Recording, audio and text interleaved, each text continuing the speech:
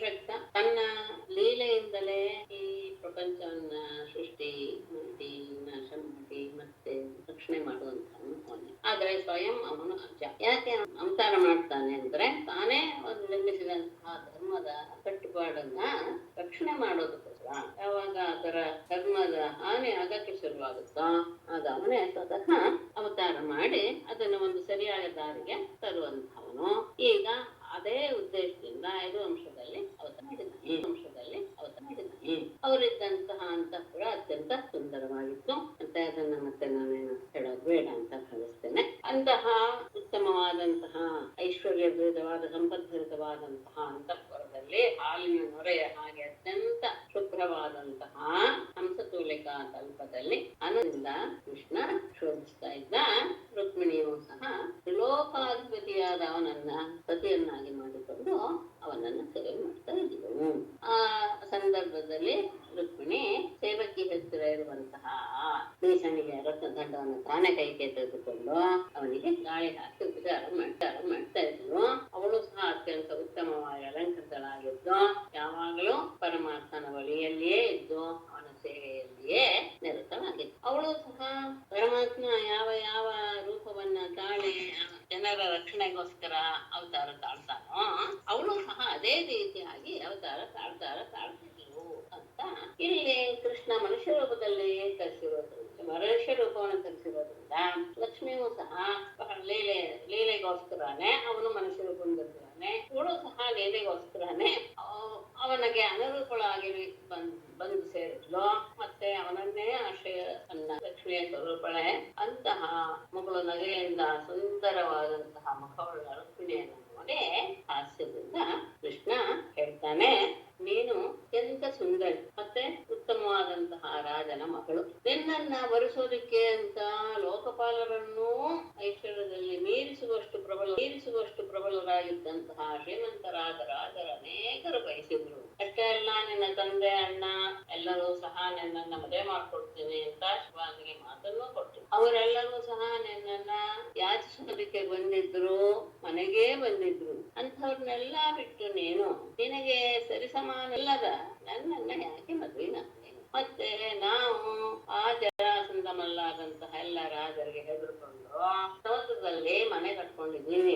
ಅಷ್ಟೇ ಎಲ್ಲ ಬಲಶಾಲಿಗಳೊಡನೆ ವೈರವನ್ನೂ ಸಹ ಬೆಳೆಸ್ಕೊಂಡ್ಬಿಟ್ಟಿದ್ದೀವಿ. ಮತ್ತೆ ಹೋಗ್ಲಿ, ರಾಜನ ಅಂದ್ರೆ ಅದೂ ಇಲ್ಲ. ಆ ರಾಜನ ಆ ಸಿಂಹಾಸನವನ್ನು ನಾವು ತ್ಯಾಗವಾಗಿಬಿಟ್ಟಿದ್ದೇವೆ. ಮತ್ತೆ ಒಂದು ರೀತಿಯ ಪ್ರವೃತ್ತಿ ಮಾರ್ಗ ನಿವೃತ್ತಿ ಮಾರ್ಗ ಅಂದ್ರೆ ಯಾವುದೂ ಸಹ ಒಂದು ನಿಯಮಿತವಾದದ್ದಲ್ಲ. ಲೋಕದಲ್ಲಿ ನಡೆಯುವಂತಹ ಜನರ ಮಾರ್ಗವನ್ನ ಅನುಸರಿಸದೇ ಇರುವಂತಹ ವಿಲಕ್ಷಣವಾದ ಮಾರ್ಗವನ್ನ ಹಿಡಿದಿರುವಂತಹ ನಮ್ಮಂಥವರನ್ನ ಸ್ತ್ರೀಯರು ಕಷ್ಟಕ್ಕೆ ಸಿಕ್ಕಾಕೊಳ್ತಾರೆ. ಮತ್ತೆ ನಾವು ಹೋಗ್ಲಿ ಅತ್ಯಂತ ಶ್ರೀಮಂತರೇ ಅಂದ್ರೆ ಖಂಡಿತ ಇಲ್ಲ, ನಾವು ಆ ಧನವನ್ನ ನೋಡಿಯೂ ಇಲ್ಲ. ನಾವು ಅತ್ಯಂತ ದರಿದ್ರರು. ಮತ್ತೆ ನಾವು ಯಾರನ್ನ ಪ್ರೀತಿಸ್ತೀವಿ ಅಂತ ದರಿದ್ರನ್ನೇ ಪ್ರೀತಿಸ್ತೀವಿ. ಅಂತ ದರಿದ್ರೇ ನಾವಿಬ್ಬರೂ ಸಹ ವಿವಾಹ ಮತ್ತು ಮೈತ್ರಿಯ ಸಂಬಂಧ ಯಾವಾಗ್ಲೂ ಸಹ ಏನಾಗಿರ್ಬೇಕ್ರೆ ಪರಿಸಮಾನರಲ್ಲಿ ಆಗ್ಬೇಕು. ಸಮಾನತ್ವ ಅಂದ್ರೆ ಏನು?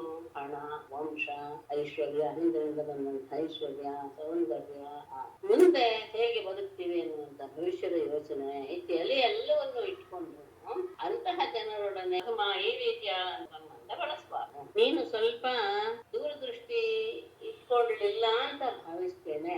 ಮುಂದೆ ಎಲ್ಲವನ್ನು ಸಹ ನೀನು ಯೋಚನೆ ಮಾಡಿದ್ರೆ ಯಾರೋ ಪ್ರೇಕ್ಷಕರು ಬಂದು ಏನೋ ಪ್ರಶಂಸೆ ಮಾಡಿಬಿಟ್ರು ನನ್ನ, ನೀನು ಮರಳಾಗೆ ಗುಣವೇ ಇಲ್ಲದೆ ಇರುವಂತಹ ನನ್ನನ್ನೇನು ಮದುವೆ ಆದೆ.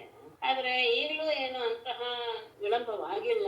ನಿನಗೆ ಯೋಗ್ಯನಾದಂತಹ ಶ್ರೇಷ್ಠನಾದಂತಹ ಕ್ಷತ್ರಿಯ ವಂಶದವನನ್ನು ನೀನು ಮದುವೆ ಆಗಬಹುದು. ಆಗ ಈ ಲೋಕದಲ್ಲಿಯೂ ಪರಲೋಕದಲ್ಲಿಯೂ ಸಹ ನಿನ್ನ ಎಲ್ಲ ಆಸೆಗಳು ಆಕಾಂಕ್ಷೆಗಳು ಇರುತ್ತದೆ. ಮತ್ತೆ ಈಗಲೂ ಸಹ ಮದುವೆ ಆದಮೇಲೂ ಸಹ ಎಲ್ಲರೂ ಸಹ ನನ್ನ ದ್ವೇಷ ಮಾಡ್ತಾ ಇದ್ದಾರೆ ಅನ್ನೋದು ನಿನಗೂ ಸಹ ಗೊತ್ತಿದೆ. ಅಂದ್ರೆ ಯಾವತ್ತೇನಾಗುತ್ತೋ ಗೊತ್ತಾಗೋದಿಲ್ಲ. ಎಲ್ಲರೂ ಈಗಲೂ ನನ್ನನ್ನ ದ್ವೇಷಿಸ್ತಾ ಇದ್ದಾರೆ. ಯಾರೋ ಪಾಲ, ಶಾಲ್ವ, ಜರಾಸಂಧಾದಂತವಸ್ತ್ರ ಮೊದಲಾದಂತಹ. ಹಾಗಾದ್ರೆ ಯಾಕೆ ನಾನು ಮದುವೆ ಆದೆ ಅಂತ ನಿನ್ ಕೇಳ್ಬೋದು. ನಾನು ಮದುವೆ ಆಗಿದ್ದೆ ಯಾಕೆ ಅಂದ್ರೆ ಅವರೆಲ್ಲರೂ ಸಹ ಪರಾಕ್ರಮದ ಆ ಮದದಿಂದ ಎಲ್ಲರೂ ಸಹ ಸೊಕ್ಕಿ ಬಿಟ್ಟಿದ್ರು. ಯಾರನ್ನೂ ಸಹ ಅವರು ತಮ್ಮ ಲೆಕ್ಕಕ್ಕೆ ತಗೊಳ್ತಾ ಇರ್ಲಿಲ್ಲ. ಅಂತಹ ದುಷ್ಟರ ಅಹಂಕಾರವನ್ನು ಮುರಿಬೇಕು ಅನ್ನೋ ದೃಷ್ಟಿಯಿಂದ ನಾನು ಅಪಹರಿಸ್ಕೊಂಡ್ ಬಂದಿದ್ದೇನೆ ಅಂತ. ಇದರಲ್ಲಿ ಬೇರೆ ಯಾವ ಕಾರಣವೂ ಇಲ್ಲ. ಯಾಕೆಂದ್ರೆ ನಮ್ಗೆ ಸ್ತ್ರೀ ಆಗಲಿ, ಮಕ್ಕಳು, ಹಣ ಬೇಕು ಇತ್ಯಾದಿ ಯಾವ ಬಯಕೆಯೂ ಸಹ ಇಲ್ಲ. ಎಲ್ಲದ ವಿಷಯದಲ್ಲೂ ನಾವು ಉದಾಸೀನರು. ನಮ್ಮಲ್ಲಿಯೇ ನಾವು ಅನಂತವಾಗಿ ಇದ್ದೀವಿ, ಪೂರ್ಣಕಾಮರಾಗಿ ಇದ್ದೀವಿ. ಮತ್ತೆ ಈ ಎರಡು, ಈ ಮನೆ ಮತ್ತು ದೇಹ ಎಂಬ ಮನೆ, ಎರಡರಲ್ಲಿಯೂ ಸಹ ದೀಪದ ಶಿಖೆಯ ಹಾಗೆ ಸಾಕ್ಷೀಭೂತರಾಗಿ ಯಾವ ಕ್ರಿಯೆ ಇಲ್ಲದೆ ನಾವು ಇದೀವಿ ಅಂತ ಹೇಳುತ್ತೆ. ಇದು ಕೇಳಿದ ತಕ್ಷಣ ಯಾವಾಗಲೂ ಸಹ ಅವನನ್ನೇ ಅಗಲಿರಲಾರದೆ ಇರುವ, ಯಾವಾಗಲೂ ಸಹ ಕೃಷ್ಣನಿಗೆ ಬಹಳ ಪ್ರೀತಿ ಪಾತ್ರಳು ಎನ್ನುವಂತಹ ಒಂದು ಭಾವ ಉಂಟಾಗಿ ಬಿಟ್ಟಿತ್ತು. ಯಾಕಂದ್ರೆ ಯಾವಾಗಲೂ ಒಟ್ಟಿಗೆ ಇರುವುದು. ಹಾಗಾಗಿ ಎಲ್ಲರಿಗಿಂತ ನನ್ನನ್ನೇ ಅವನು ಹೆಚ್ಚು ಬಯಸ್ತಾನೆ ಅನ್ನುವಂತಹ ಮನೋಭಾವ ಅವಳಲ್ಲಿ ಇದ್ದಿದ್ರಿಂದ ಆ ಮನೋಭಾವನ್ನ, ಅಹಂಕಾರದ ಒಂದು ಭಾವನ್ನ ತೆಗಿಬೇಕು ಅನ್ನೋ ಉದ್ದೇಶದಿಂದ ಇಷ್ಟು ಮಾತನಾಡಿ ಅವನಾದ ಪರಮಾತ್ಮ ಅಂತ ಶುಕರು ಹೇಳ್ತಾರೆ. ಮತ್ತೆ ಅಷ್ಟೇ ಎಲ್ಲ ಮುಂದುವರೆದು ಶುಕರು ಹೇಳ್ತಾರೆ, ರುಕ್ಮಿಣಿಗೆ ಆ ಸಂದರ್ಭದಲ್ಲಿ ಏನಾಗ್ಬೇಕು, ತನಗೆ ಅತ್ಯಂತ ಪ್ರೀತಿ ಪಾತ್ರ, ಮೂರ್ಲೋಕಕ್ಕೂ ಒಳ್ಳೆಯ ಇಂತಹ ಭಗವಂತನ ಬಾಯಿಂದ ಇಂತಹ ಅಪ್ರಿಯವಾದಂತಹ ಮಾತು ಇಲ್ಲಿವರೆಗೂ ಅವಳು ಕೇಳಿರಲಿಲ್ಲ ಎಂದು ಅದರ ಶ್ರವಣದಿಂದ ಅವಳು ಬಹಳ ಹೆದರಿ ಬಿಟ್ಲು. ಹೃದಯ ನಡ್ಕೋದಕ್ಕೆ ಶುರುವಾಯ್ತು. ಅಳುವಿನಿಂದ ತುಂಬಿ ಅವಳು ಶೋಕ ಸಾಗರದಲ್ಲಿ ಮುಳುಗ್ಬೋದು. ಆ ಸಂದರ್ಭದಲ್ಲಿ ಏನ್ ಮಾಡ್ಬೇಕು ಅಂತ ಗೊತ್ತಾಗ್ತಾ ಇಲ್ಲ. ಅವಳು ಕಮಲದ ಹಾಗೆ ಅತ್ಯಂತ ಸುಂದರವಾದಂತಹ ನಸುಗೆಂಪಾದಂತಹ ಉಗುರಿನಿಂದ, ಕಾಲಿನ ಉಗುರಿನಿಂದ ಭೂಮಿಯನ್ನ ಕಿರುತ್ತಾ, ಕಾಡಿಗೆಯಿಂದ ಕಪ್ಪಾದಂತಹ ಕಣ್ಣೀರನ್ನ ಸುರಿಸ್ತಾ, ಎದೆ ಮೇಲಿರುವಂತಹ ಆ ಕುಂಕುಮಾಂಕಿತವಾದ ಸ್ತನಗಳೆಲ್ಲವನ್ನು ನೆನೆಸ್ತಾ ತಲೆ ಬಗ್ಗಿಸ್ಕೊಂಡು ನಿಂತು ಬಿಟ್ಟಿದ್ದಾಳೆ. ದುಃಖದ ಆಧಿಕ್ಯ ಒಂದು ಮಾತು ಸಹ ಹೊರಪಟ್ರೆ, ದುಃಖ, ಭಯ, ಶೋಕ ಎಲ್ಲದರಿಂದ ಅವಳ ವಿಚಾರ ಶಕ್ತಿಯೇ ಕುಂಠಿತವಾಗಿ ಬಿಟ್ಟಿತ್ತು. ತನ್ನ ಪತಿ ತನ್ನನ್ನು ಬಿಟ್ಟು ಬಿಡುತ್ತಾನೆ ಎನ್ನುವಂತಹ ಭಾವ ಬಂದ ತಕ್ಷಣವೇ ಅವಳು ಅತ್ಯಂತ ಕುಶಳಾಗಿ ಕೈಯಲ್ಲಿರುವಂತಹ ಬಳೆಯೆಲ್ಲ ಸಡಿಲವಾಗ್ಬೋದು. ಹಾಗೆ ಕೈಯಲ್ಲಿರಿದಂತಹ ಚಾಗೆ ಬಿದ್ದು ನಿಂತು ತಲೆ ಎಲ್ಲ ಕೆದರಿದೆ. ಬುದ್ಧಿಯಂತೂ ಕೆಲಸನೇ ಮಾಡ್ತಾ ಇಲ್ಲ. ಅಂತಹ ಸಂದರ್ಭದಲ್ಲಿ ಆ ಬುದ್ಧಿಯ ಸ್ಥಿಮಿತವನ್ನು ಕಳೆದುಕೊಂಡಂತಹ ಅವಳ ದೇಹ ಬಿರುಗಾಳಿಗೆ ಸಿಕ್ಕ ಬಾಳೆ ಗಿಡದಂತೆ ನೆಲಕ್ಕೆ ಬಿತ್ತು. ಇದನ್ನು ನೋಡಿ ಪರಮಾತ್ಮನಿಗೆ ಸ್ವಲ್ಪ ಆಶ್ಚರ್ಯವಾಗಿ ಹೋಯ್ತು. ಹಾಸ್ಯಕ್ಕೆ ಆಡಿದಂತಹ ಮಾತನ ಗಾಂಭೀರ್ಯವನ್ನು ಅರಿಯದೆ ಇರುವಂತಹ ತನ್ನ ಪ್ರಿಯತಮೆಯ ಪ್ರೇಮದ ಆ ಬಂಧನ ಎಷ್ಟು ಗಟ್ಟಿಯಾಗಿದೆ ಎನ್ನುವುದನ್ನ ಗಮನಿಸಿದಂತಹ ಅವನ ಹೃದಯ ರುಕ್ಮಿಣಿಯ ಬಗ್ಗೆ ಬಹಳ ಕರುಣಾಮಯವಾಗಿ ಹೋಯಿತು. ತತ್ಕ್ಷಣ ಮಂಚದಿಂದ ಎಳೆದು ಚತುರ್ಭುಜ ಅಂತ ಹೇಳಿದ್ದಾರೆ. 4 ಕೈ, ಅವನು ಯಾವಾಗಲೂ ಸಹ 4 ತೋಳುಗಳಿಂದಲೇ ಇರ್ತಾ ಇದ್ದ. ಹಾಗಾಗಿ ಅವನು ತನ್ನ 4 ಕೈಗಳಿಂದಲೂ ಸಹ ಅವಳನ್ನ ಎತ್ತಿ ಅವಳ ಕೂದಲನ್ನೆಲ್ಲ ಸರಿ ಮಾಡಿ ತನ್ನ ಮೃದುವಾದಂತಹ ಕೈಯಿಂದ ಅವಳ ಮುಖವನ್ನ, ಕಣ್ಣೀರಿನಿಂದ ತುಂಬಿದ ಅವಳ ಮುಖವನ್ನ ಒರೆಸಿದ. ಕಣ್ಣೀರಿನಿಂದ ತುಂಬಿರುವ ಕಣ್ಣುಗಳನ್ನ ಒರೆಸ್ತಾ, ಒದ್ದೆಯಾದಂತಹ ಸ್ತನಗಳನ್ನು ಸಹ ಒರೆಸಿ, ತನ್ನಲ್ಲಿ ಅತ್ಯಂತ ಪ್ರೀತಿಯನ್ನ ಹೊಂದಿರುವಂತಹ ಗಾಢವಾದ ಸ್ನೇಹವನ್ನು ಹೊಂದಿರುವಂತಹ ಪತಿವ್ರತೆಯಾದ ಸಾಧ್ವಿಯಾದ ಅವಳನ್ನ ಗಾಢವಾಗಿ ಆಲಂಗಿಸಿಕೊಂಡು ಅವಳನ್ನ ಸಮಾಧಾನ ಮಾಡೋದ್ರಲ್ಲಿ ಅವನು ಬಹಳ ನಿಪುಣ. ಮತ್ತೆ ಸಜ್ಜನರಿಗೆಲ್ಲ ಅವನೇ ಆಶ್ರಯ. ಈ ಹಾಸ್ಯದ ಗಾಂಭೀರ್ಯವನ್ನ ತಿಳಿಯದೆ ಮನಸ್ಸಿನಲ್ಲಿ ಖೇದವನ್ನು ಅನುಭವಿಸಿದಂತಹ ಅವಳು ಮತ್ತೆ ಈ ರೀತಿಯಾದಂತಹ ಅವಸ್ಥೆಗೆ ಅವಳು ಅಳಲ್ಲ. ಅಂತಹ ಅವಳನ್ನ ಬಹಳ ಕೃಪೆಯಿಂದ ಸಮಾಧಾನ ಮಾತುಗಳನ್ನು ಹೇಳ್ತಾನೆ. ರುಕ್ಮಿಣಿ, ನನ್ನ ಬಗ್ಗೆ ನೀನು ದೋಷ ಎಣಿಸಬೇಡ. ನೀನು ನನ್ನಲ್ಲಿಯೇ ಪ್ರಾಣ ಇಟ್ಕೊಂಡಿದೀಯಾ ಅನ್ನೋದು ನನಗಿತ್ತು.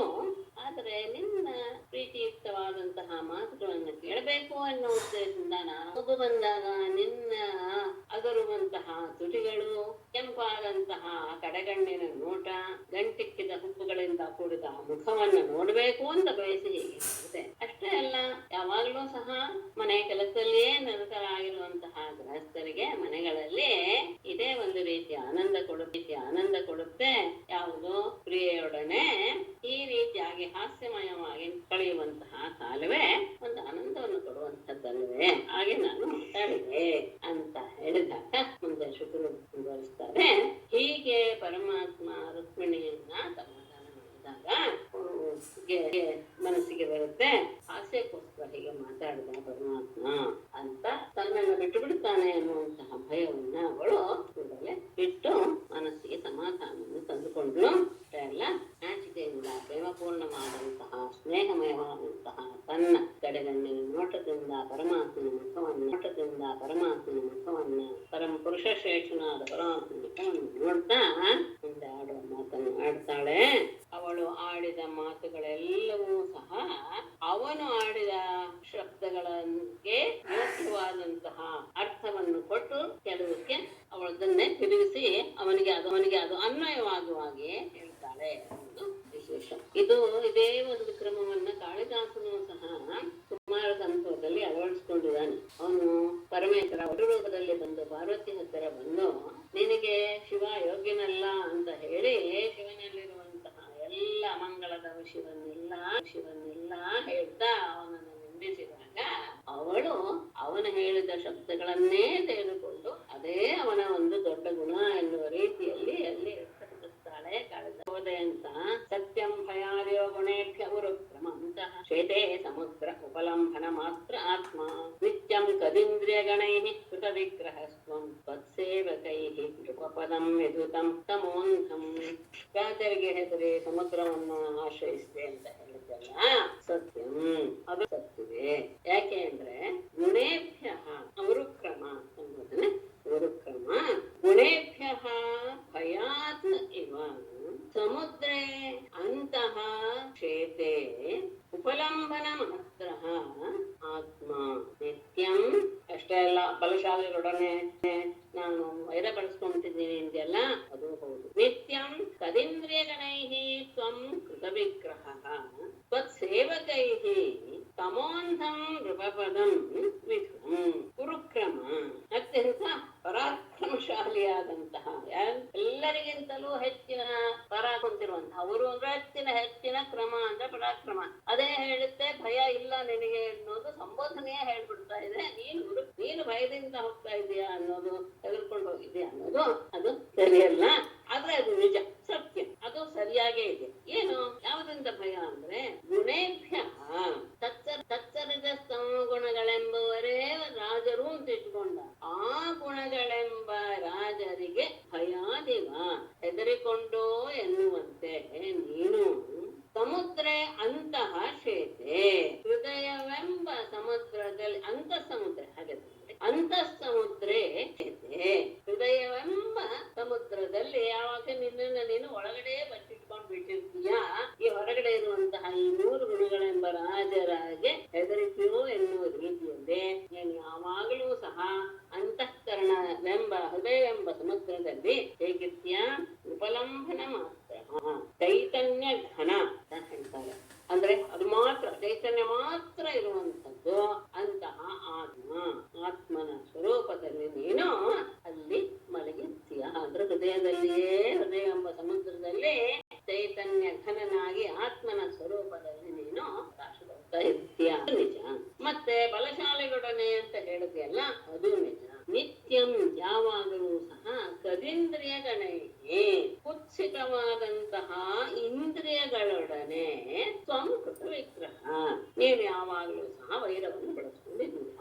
ಮಹಾಬಲಶಾಲಿಯಾದದ್ದು ಯಾವುದು? ನಮ್ಮಲ್ಲೆಲ್ಲ ಈ ಇಂದ್ರಿಯಗಳೇ. ಅವುಗಳು ನಮ್ಮನ್ನ ಯಾವ ಅಧಃಪಾದಾಲಕ್ಕಾದ್ರೂ ತಳ್ಳಿಬಿಡುತ್ತೆ. ಅಂತಹ ಕುತ್ಸಿತವಾದಂತಹ ಇಂದ್ರಿಯ ಗಣಗಳೊಡನೆ ನೀನು ವೈರವನ್ನ ಮಾಡ್ತಾ ಇರೋದು ನಿಜ. ಸ್ವಕೃತ ವಿಗ್ರಹ. ಯಾಕೆ ಅಂದ್ರೆ ಮತ್ತೆ ಇನ್ನೊಂದು ಹೇಳಿದೆ, ನಾನು ಸಿಂಹಾಸನ ಸಹ ಬಿಟ್ಟುಬಿಟ್ಟಿದ್ದೇನೆ. ಆದರೆ ಸೇವಕೈಗೆ ನಿನ್ನ ಸೇವಕರಿಂದ, ನಿನ್ನ ಆರಾಧಿಸುವಂತಹ ಭಕ್ತರಿಂದ ತಮೋಂಧಂ ನೃಪಪದಂ ತಮಸ್ಸೇ ವ್ಯಾಪ್ತವಾಗಿರುವಂತಹ ಅಜ್ಞಾನದಿಂದ ಕೂಡಿರುವಂತಹ ರಾಜರ ಆ ಸ್ಥಾನವನ್ನ ವಿಧುತಂ ಬಿಡಲ್ಪಟ್ಟಿದೆ, ಸ್ಥಾನವು ಬಿಡಲ್ಪಟ್ಟಿದೆ. ಅಂದ್ರೆ ನಿನ್ನ ಸೇವಕರೇನೆ, ನಿನ್ನನ್ನ ಆಧರಿಸುವಂತಹ ಸೇವಕರಾದಂತಹ ಋಷಿಜನರೇ ತಮೋಗಣದಿಂದ ವ್ಯಾಪ್ತವಾದಂತಹ ಆ ರಾಜ ಪದ ಪದವನ್ನ ಬಿಟ್ಟಿದ್ದಾರೆ ಅಂತ ಹೇಳಿದ್ರೆ ಇನ್ನು ನೀನು ಬಿಟ್ಟಿಲ್ಲ ಅನ್ನೋದು ಮತ್ತೆ ವಿಶೇಷವಾಗಿ ಹೇಳೋದಕ್ಕೆ ನೀನ್ ಯಾವಾಗ್ಲೂ ಸಹ ಅವರಿಗೆ ಅದ್ರ ಬಗ್ಗೆ ಗೊತ್ತಾಗಿದೆ ಅದು ಅಂಧಕಾರಮಯ ಅಂತ. ಹಾಗಿರುವಾಗ ನೀನ್ ಯಾವಾಗ್ಲೂ ಸಹ ಆತ್ಮಾರಾಮ ಆಪ್ತಕಾಮ ಹಾಗಿರುವಾಗ ನಿನಗೆ ಅದರ ವಿಷಯದಲ್ಲಿ ಯಾವ ಅಭಿಲಾಷೆ ಇಲ್ಲ ಅನ್ನೋದನ್ನ ಮತ್ತೆ ನಾವು ಹೇಳಬೇಕಾದಂತ ಅವಶ್ಯಕತೆ ಇರುತ್ತೆ. ಮತ್ತೆ ಇನ್ನೊಂದು ಹೇಳಿದ್ರೆ ನಾವು ಅಸ್ಪಷ್ಟ ಮಾಡಬಹುದು ಲೌಕಿಕದ ನೀತಿಯನ್ನ ಅರಿಬೇಕು ಅಂತ. ಹೌದು, ಅದು ಹೇಗೆ? ತತ್ಪಾದ ಪದ್ಮ ಮಕರಂದ ವಿಷಾಮುನೀನಾಂ ವರ್ತ್ಮಾ ಸ್ಫುಟಂ ರೂಪಶುಭಿಃ ನನು ದುರ್ವಿಭಾವ್ಯಂ ಯಸ್ಮಾತ್ ಅಲೌಕಿಕಂ ಇವೇ ಹಿತಂ ಈಶ್ವರಸ್ಯ ಗುಣಂಸ್ತವೇ ಹಿತಮಥೋ ಅನು ಯೇ ಭವಂತಂ ತ್ವತ್ಪಾದ ಮಕರಂದ ವಿಷಾಂ ಮುನೀನಾಂ ವರ್ತ್ಮ ದುರ್ವಿಭಾವ್ಯಂ ವರ್ತ್ಮ ಅಸ್ಫುಟಂ ಋಷುಭಿಃ ನೃಪಶುಭಿಃ ನನು ಯಸ್ಮಾತ್ ಯೇ ಭವಂತಂ ಅನು ಈಶ್ವರಸ್ಯ ಅಲೌಕಿಕಂ ಇವ ಏಹಿತಂ ಅಥೋ ತವ ಏಹಿತಂ. ತ್ವತ್ಪಾದ ಅಂದ್ರೆ ಏನು ಹೇಳುದಿಲ್ಲ, ನಮ್ಗೆ ಯಾವುದು ಸಹ ಪ್ರವೃತ್ತಿ ಮಾಡಬಹುದು ಭೌತಿಕ ವ್ಯವಹಾರವನ್ನು ನಾವು ಸೂರು ಅಲ್ಲ ಇತ್ಯಾದಿ ಹೇಳುದಿಲ್ಲ. ಯಾಕೆಂದ್ರೆ ತ್ವತ್ಪಾದ ಪದ್ಮ ಮಕರಂದ ನಿನ್ನ ಪಾದ ಕಮಲದ ಮಕರಂದವನ್ನ ಆಸ್ವಾದಿಸುವಂತಹ ಮುನಿಗಳಿಗೆ ವರ್ತ್ಮ ಅಸ್ಫುಟಂ ಅವರಿಗೆ ನಿನ್ನ ದಾರಿ ಗೊತ್ತಿಲ್ಲ, ಅದು ದುರ್ವಿಭಾವ್ಯಂ, ಅದನ್ನ ತಿಳಿದುಕೊಳ್ಳೋದಕ್ಕೂ ಸಹ ಸಾಧ್ಯವಿಲ್ಲ, ಊಹಿಸೋದಕ್ಕೂ ಸಹ ಅಸಾಧ್ಯ. ಅಂಥದ್ದು ನೃಪಶುಭಿಹಿ ಮನುಷ್ಯರ ರೂಪದಲ್ಲಿ ಇರುವಂತಹ ಪಶುಗಳಿಗೆ ಅದು ಗೊತ್ತಾಗೋದಕ್ಕೆ ಸಾಧ್ಯ. ನಿನ್ನನ್ನು ಯಾವಾಗಲೂ ಆರಾಧಿಸುವಂತಹ ಋಷಿಮನಿಗಳಿಗೆ ನಿನ್ನ ಮಾರ್ಗ ಸ್ಪಷ್ಟವಾಗಿ ಗೊತ್ತಿಲ್ಲ, ಅದು ಸಹ ಊಹಿಸೋದಕ್ಕೂ ಸಹ ಅಸಾಧ್ಯವಾಗಿದೆ ಅಂತ ಆದಾಗ ನರಪಶುಗಳ ಬಗ್ಗೆ ಹೇಳುವುದು ಏನಿದೆ? ಉಳಿದವರೆಲ್ಲರೂ ಸಹ ಮನುಷ್ಯ ರೂಪದಲ್ಲಿರುವಂತಹ ಪಶುಗಳೇ, ಅಂದ್ರೆ ಅಜ್ಞಾನದಿಂದ ತುಂಬಿದವರು. ಹಾಗಾಗಿ ಅವರಿಗೆ ತಿಳಿಯೋದಕ್ಕೆ ಸಾಧ್ಯವಿಲ್ಲ. ಒಂದು ಅಸ್ಪುಟ ಲೋಕದ ವ್ಯವಹಾರ ಅಂತ ಹೇಳಿದ್ರಲ್ಲ, ಯಸ್ಮಾತ್ ಯಾವ ಕಾರಣದಿಂದ ಯಾರು ಭವಂತಂ ನಿನ್ನನ್ನ ಅನು ಹಿಂಬಾಲಿಸ್ತಾ ಇರ್ತಾರೋ, ಅಂದ್ರೆ ನಿನ್ನ ಮಾರ್ಗವನ್ನೇ ಅನುಸರಿಸ್ತಾ ಇರ್ತಾರೋ ಅವರ ಈಹಿತಂ ಅವರ ಪ್ರಯತ್ನ ಅಥವಾ ಇಚ್ಛೆಯೂ ಸಹ ಅಲೌಕಿಕವಿಲ್ಲ.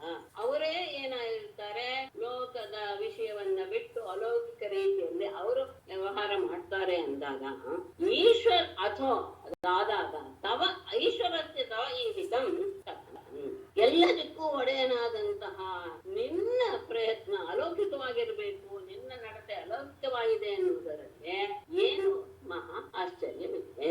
ಯಾಕೆಂದ್ರೆ ನಿನ್ನನ್ನ ಹಿಂಬಾಲಿಸ್ತಾ ಇರುವಂತಹ, ನಿನ್ನ ಮಾರ್ಗವನ್ನೇ ಅನುಸರಿಸ್ತಾ ಇರುವಂತಹ ಭಕ್ತರ ವ್ಯವಹಾರಗಳೇ ಲೋಕದಲ್ಲಿ ಲೋಕದ ವ್ಯವಹಾರವನ್ನು ಮೀರಿ ಅಲೌಕಿಕವಾಗಿ ಇರುತ್ತೆ ಅಂತ ಆದಾಗ ನಿನ್ನ ವ್ಯವಹಾರಗಳು ಅಲೌಕಿಕ ಅಂತ ಹೇಳುವುದರಲ್ಲಿ ಅದೇನು ಬಹಳ ಆಶ್ಚರ್ಯವಿಲ್ಲ.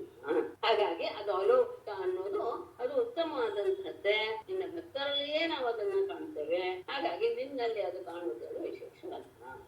ಬಡವ ಏನಿಲ್ಲ ಅಂತ ಅದು ಸಹ ನಿಜ. ನಿಷ್ಕಿಂಚನೋ ಅನುಭವ ನ ಯಥೋಸ್ತಿ ಕಿಂಚಿತ್ ಯಸ್ಮೈ ಬಲಿಂ ಬಲಿಭುಜೋಪಿ ಹರಂತ್ಯಜಾಸ್ಯಾಃ ನತ್ವಾ ವಿದಂತಿ ಅಸುತೃಪೋ ಅಂತಕಂ ಅಢ್ಯತಾಂಧಾಃ ಶ್ರೇಷ್ಠೋ ಭವಾನ್ ಬಲಿಭುಜಾಮಪಿ ತೇಪಿ ತುಭ್ಯಂ. ಭವಾನ್ ನಿಷ್ಕಿಂಚನಃ ನನು ಯತಃ ನ ಕಿಂಚಿದಸ್ತಿ ಬಲಿಭುಜಃ ಅಜಾದ್ಯಾಃ ಅಪಿ ಯಸ್ಮೈ ಬಲಿಂ ಹರಂತಿ ಅಂತ ಒಂದು. ಆಮೇಲೆ ಶ್ರೀಮಂತರಾದವರು ನನ್ನನ್ನ ಏನು ಆದರಿಸುವುದಿಲ್ಲ, ನನ್ನ ಹತ್ರ ಸುಳಿಯೋದಿಲ್ಲ ಅಂತ ಹೇಳೋದಿಲ್ಲ, ಅದು ಸಹ ಸರಿ. ಯಾಕೆಂದ್ರೆ ಆಢ್ಯತಾಂಧಾಃ ಅಸುತೃಪಃ ಸ್ವಾ ಅಂತಕಂ ನ ವಿದಂತಿ ಬಲಿಭುಜಾ ಅಪಿ ಪ್ರೇಷ್ಠಃ ಭವಾನ್ ಪ್ರೇಷ್ಠಃ ತೇ ಅಪಿ ತುಭ್ಯಂ. ಭವಾನ್ ನಿಷ್ಕಿಂಚನಃ ನೀನು ಏನು ಇಲ್ಲದೆ ಇರುನು ಅಂತ ಹೇಳಿಕೊಂಡಿಲ್ಲ, ಅದು ಹೌದು. ಯತಃ ಏಕೆಂದರೆ ನ ಕಿಂಚಿದಸ್ತಿ ವಿಶೇಷ ನಿನ್ನನ್ನ ಬಿಟ್ಟು, ಯತಃ ಯಾವ ನಿನ್ನವನ್ನ ಬಿಟ್ಟು ಕಿಂಚಿತ್ ನಾಸ್ತಿ ಬೇರೆ ಯಾವುದೇ ಇಲ್ವೇ. ಇರೋದು ಒಂದೇ ವಸ್ತು, ನಿನ್ನನ್ನು ಬಿಟ್ಟು ಇನ್ನೊಂದು ವಸ್ತುವೇ ಇಲ್ಲದೆ ಇರೋದ್ರಿಂದ ನಿಷ್ಕಿಂಚನ ಎನ್ನುವ ಶಬ್ದ ಸರಿಯಾಗಿ ಹೊಂದುತ್ತೆ ನಿಮಗೆ. ಯಾಕೆ ಅಂದ್ರೆ ದಾರಿದ್ರ್ಯ ಅನ್ನೋದು ಹೇಗೆ ಗೊತ್ತಾಗ್ಬೇಕು? ನೀನು ಯಾವ ಒಂದು ಮಹಿಮೆಯನ್ನು ಹೊಂದಿದ್ದೇ ಇರುವಂತಹ ಸಂದರ್ಭದಲ್ಲಿ. ಆದರೆ ನಿನ್ನನ್ನ ಆರಾಧಿಸುವವರು ಯಾರು? ಬಲಿಭುಜ ಅಜಾದ್ಯಾಹ ಅಪಿ, ಎಲ್ಲರಿಂದಲೂ ಭಕ್ತರಿಂದ ಪೂಜೆಗಳನ್ನ ಸ್ವೀಕಾರ ಮಾಡುವಂತಹ ಬ್ರಹ್ಮಾದಿಗಳು ಸಹ ಯಸ್ಮೈ ಯಾವ ನಿನಗೆ ಬಲಿಂ ಹರಂತಿ, ನಿನಗೆ ಎಲ್ಲ ರೀತಿಯ ಪೂಜೆ ಕಾಣಿಕೆಗಳನ್ನ ಅರ್ಪಿಸ್ತಾರೆ. ಎಲ್ಲ ಭಕ್ತರಿಂದಲೂ ಆರಾಧಿಸುವಂತಹ ಬ್ರಹ್ಮಾದಿಗಳೇ ನಿನಗೆ ಪೂಜೆ ಸಲ್ಲಿಸ್ತಾರೆ ಅಂದ್ರೆ ಆ ನಿಷ್ಕಿಂಚನತ್ವ ಎನ್ನುವುದು ಹೊಂದುತ್ತೆ ನಿನಗೆ. ಈ ರೀತಿಯಾಗಿ ಬಂದು ಏನೋ ನಿನ್ನನ್ನು ಬಿಟ್ಟು ಇನ್ನೊಂದು ವಸ್ತು ಅನ್ನೋದು ಇಲ್ಲವೇ ಇಲ್ಲ. ಅದಕ್ಕೆ ನಷ್ಕಿಂತ ಅಸ್ತಿ ಕಿಂಚಿತ್. ಮತ್ತೆ ಶ್ರೀಮಂತರು ಯಾರು ನನ್ನ ಹತ್ರ ದುಡಿಯೋದೇ ಇಲ್ಲ ಅಂತ ಹೇಳಿದೆಯಲ್ಲ, ಆಢ್ಯತಾಂಶ ಆ ಶ್ರೀಮಂತಿಕೆಯ ಮದದಿಂದ ಕುರುಡರಾದಂತಹ ಅಸುತೃಪ ತಮ್ಮ ಪ್ರಾಣವನ್ನೇ ಪ್ರಧಾನ ಅಂತ ಭಾವಿಸಿ ಅದರಲ್ಲಿಯೇ ತೃಪ್ತಿ ಪಡುವಂತಹ ಜನರು ಆ ಧನಬಲದಿಂದ ಕುರುಡರಾಗಿ ನಿನ್ನನ್ನ ಅಂತಕಂ ನಾವಿದಂತೆ, ನೀನೇ ಅವರಿಗೆ ಅಂತಕ ಅಂತ ಅವರು ತಿಳಿದಿಲ್ಲ. ಯಾಕೆ ಅಂದ್ರೆ ಬಲಿಭುಜಾಮಪಿ ಪ್ರೇಷ್ಠ ಭವಾನ್, ಆ ಎಲ್ಲರಿಂದಲೂ ಪೂಜೆ ಸ್ವೀಕರಿಸುವಂತಹ ಬ್ರಹ್ಮಾದಿಗಳಿಗಿಂತಲೂ ಶ್ರೇಷ್ಠನಾದಂತಹವನು ನೀನು. ಆ ದೇವಿ ತುಭ್ಯಂ, ಆ ಬ್ರಹ್ಮಾದಿಗಳು ಸಹ ತುಭ್ಯಂ ನಿನಗೆ ಪೂಜೆಯನ್ನ ಸಲ್ಲಿಸ್ತಾರೆ. ಅವರೇ ನಿನ್ನನ್ನು ಪೂಜಿಸ್ತಾ ಇದ್ದಾರೆ ಅಂದಾಗ ಅವ್ರು ಯಾರೋ ಬರಲ್ಲ ಅಂದರೆ ಅವರು ತಮ್ಮ ಶ್ರೀಮಂತಿಗೆ ಮದದಿಂದ ಕೊಟ್ಟರಾಗೆ ನೀನೇ ಅವರಿಗೆ ಅಂತಕ ಎನ್ನುವುದನ್ನು ಅವರು ಮರೆತು ಬಿಟ್ಟಿದ್ದಾರೆ. ಯಾಕೆ ಅಂದ್ರೆ ಅವರು ಕೇವಲ ತಮ್ಮ ಪ್ರಾಣವನ್ನ ರಕ್ಷಣೆ ಮಾಡ್ಕೊಳ್ಳೋದ್ರಲ್ಲಿ ಅದರಲ್ಲಿಯೇ ತೃಪ್ತಿ ಹೊಂದ್ತಾ ಇರೋದ್ರಿಂದ. ಮತ್ತೆ ಯಾಕೆ ಎಲ್ಲರಿಗಿಂತಲೂ ಬಲಿಭುಜಾಮಪಿ ಪ್ರೇಷ್ಠ ಭವಾನ್ ಹೇಗೆ ಅನ್ನೋದನ್ನ ಸಮರ್ಥನೆ ಮಾಡುವಂತ ಇನ್ನೊಂದು ಶ್ಲೋಕವನ್ನು ಹೇಳ್ತಾಳೆ. ತ್ವಂ ವೈ ಸಮಸ್ತ ಪುರುಷಾರ್ಥಮಯ ಫಲಾತ್ಮ ಯದ್ವಾಂಛಯ ಸುಮತಯೋ ವಿಸೃಜಂತಿ ಕೃಷ್ಣಂ ತೇಷಾಂ ವಿಭೋ ಸಮುಚಿತೋ ಭವತಃ ಸಮಾಜಃ ಸಸ್ತ್ರೀಯಾಶ್ಚರತಯೋಃ ಸುಖ ದುಃಖಿನೋರ್ನ. ತ್ವಂ ಸರ್ವಪುರುಷಾರ್ಥಮಯಃ ಫಲಾತ್ಮ ಯದ್ವಾಂಛಯ ಸುಮತಯಃ ಕೃಷ್ಣಂ ವಿಸೃಜಂತಿ ವಿಭೋ ಭವತಃ ತೇಷಾಂ ಭವತಃ ಸಮಾಜಃ ಸಮುಚಿತಃ ಪುಂಸಃ ಸ್ತ್ರಿಯಾಃ ರತಯೋಃ ಸುಖ ದುಃಖಿನೋಃ. ತ್ವಂ ಸಮಸ್ತ ಪುರುಷಾರ್ಥಮಯಃ ಫಲಾತ್ಮ ತ್ವಂ ಅಂತ ಹೇಳಿ ನೀನು ಎಲ್ಲ ಪುರುಷಾರ್ಥಗಳನ್ನು ಸಹ ಅದರ ಸ್ವರೂಪವೇ ನೀನು ಆಗ್ಬಿಟ್ಟಿದ್ಯ. ಸಮಸ್ತ ಪುರುಷಾರ್ಥಮಯ ಅಷ್ಟೇ ಅಲ್ಲ, ಫಲಾತ್ಮ ಎಲ್ಲದರ ಫಲ ಏನು ಅಂದರೆ ಆ ಪರಮಾನಂದ, ಆ ಪರಮಾನಂದದ ಸ್ವರೂಪವೇ ನೀನು. ಯಾಕೆಂದ್ರೆ ನಿನ್ನಲ್ಲಿರುವಂತಹ ಆನಂದ ಸ್ವರೂಪವೇ ಜೀವಿಗಳು ಅನುಭವಿಸುತ್ತವೆ. ಹಾಗಾಗಿ ಎಲ್ಲ ರೀತಿಯ ಉತ್ತಮವಾದಂತಹ ಫಲವಾದ ಆನಂದ ಸ್ವರೂಪನೇ ನೀನಾಗ್ಬಿಟ್ಟಿದೀಯಾ, ಆಗಿರ್ತದೆ ಅಲ್ಲವೇ ಅಂತ ನಿಶ್ಚಯ ಆಗ್ತದೆ. ಯಾಕೆಂದ್ರೆ ಯದ್ವಾಂಛಯ ಯಾವ ಆ ರೀತಿಯ ಫಲವನ್ನ ಪಡೆಯೋದಕ್ಕೋಸ್ಕರ ಸುಮತಯ ವಿವೇಕಿಗಳಾದವರು ಕೃಷ್ಣಂ ಎಲ್ಲ ವಸ್ತುಗಳನ್ನು ಸಹ ಪ್ರಪಂಚದ ಎಲ್ಲ ರೀತಿಯ ತಮಗೆ ಸುಖ ಕೊಡುತ್ತೆ ಅಂತ ಎಲ್ಲರೂ ಭಾವಿಸ್ತಾರಲ್ಲ, ಉಳಿದವರು ಭಾವಿಸಿದ್ರು ಸಹ ವಿವೇಕಿಗಳಾದವರು ಆ ಎಲ್ಲ ವಸ್ತುಗಳನ್ನು ಸಹ ವಿಸರ್ಜಂತೆ ಬಿಟ್ಟು ಬಿಡ್ತಾರೆ.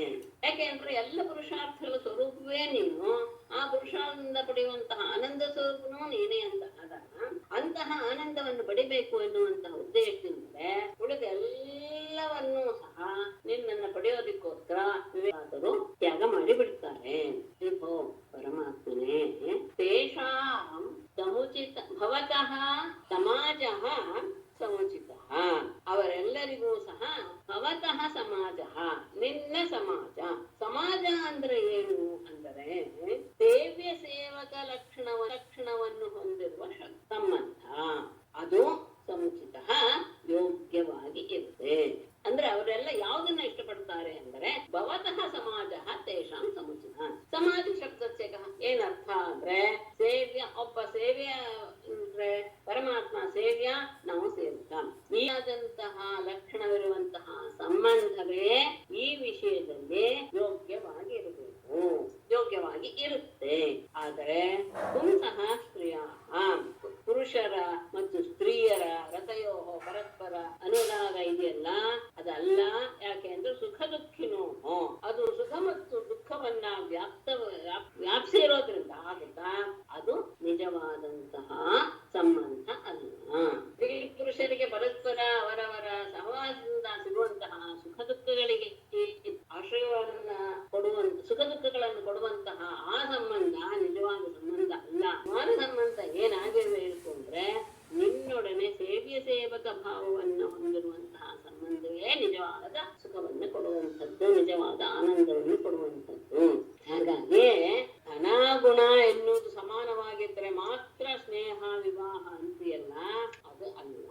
ಯಾಕೆಂದ್ರೆ ನಮ್ಮಲ್ಲಿ ಸೇವಕ ಸಂಬಂಧ ಎನ್ನುವುದೇ ನಿಜವಾದಂತಹ ಆನಂದವನ್ನು ಉಂಟು ಮಾಡುವಂಥದ್ದು ಹೊರತು ನಾವು ಮಾಡುವಂತಹ ಸೇವೆ ನನ್ನಂಥವರಿಗೆ ಈ ಸಂಬಂಧ ಉಚಿತವೇ ಹೌದು. ಕೇವಲ ಸುಖ ದುಃಖಗಳಿಂದ ವ್ಯಾಪ್ತರಾದಂತಹ ಕಾಮಕರಾದಂತಹ ಸ್ತ್ರೀ ಪುರುಷರ ಸಂಬಂಧ ಎನ್ನುವುದು ನಿನ್ನ ಹತ್ತಿರ ನಡೆಯೋದು ಇಲ್ಲ. ನೀನ್ ಹೇಳಿದ್ಯಾ ಸ್ತ್ರೀ ಅಪತ್ಯ ಇತ್ಯಾದಿ ಇಲ್ಲ ಅಂದ್ರೆ ಅದು ಹೌದು, ಅದು ಸರಿಯಾಗಿಯೇ ಇದೆ. ನಮ್ದು ಯಾವಾಗ್ಲೂ ಸಹ ನನ್ನಂತವರಿಗೆ ಯಾವ್ದು ಸಂಬಂಧ ಉಚಿತ, ನಾವು ನಿನಗೆ ಸೇವೆ ಮಾಡ್ತಾ ಇರ್ಬೇಕು, ಸೇವಕ ಸಂಬಂಧವೇ ನಮ್ಮಂತವರಿಗೆ ಅದು ಉಚಿತ. ಆಮೇಲೆ ಅವರೆಲ್ಲರೂ ಸಹ ನಿನ್ನನ್ನು ಆಶ್ರಯಿಸ್ತಾರೆ. ಯಾರೋ ಭಿಕ್ಷುಕರು ವ್ಯರ್ಥವಾಗಿ ಯಾರೋ ಹೊಗಳಿದ್ರು ಅಂತ ಏನು ಅದು ಸಹ ದಂಡ ಮನಿರ್ಗತಿತಾನುಭಾವ ಆತ್ಮಾತ್ಮತಶ್ಚ ಜಗತಾಮಿತಿ ಮೇ ಮೃತೋಸಿ ಹಿತ್ವಾ ಭವಧ್ರುವ ಉದೀರಿತ ಕಾಲ ವೇಗ ಧಸ್ತಾಶಿಶೋಬ್ಜ ಭವನಾಕಪತೀನ ಕುತಃ ಅನ್ಯೇ. ಭಿಕ್ಷುಕರು ಹೊಗಳಿದ್ರು ಎನ್ನುವುದಿದೆಯಲ್ಲ ಅದು ಸಹ ಹೌದು. ಆದ್ರೆ ಯಾರು ಭಿಕ್ಷುಕರು? ನ್ಯಸ್ತದಂಡ ಮುನಿಭಿಃ ಗತಿತಾನುಭಾವಃ ತ್ವಂ ಆತ್ಮ ಜಗತಾಂ ಆತ್ಮದಃ ಚ ಇತಿ ಮೇ ಕೃತಃ ಅಸಿ.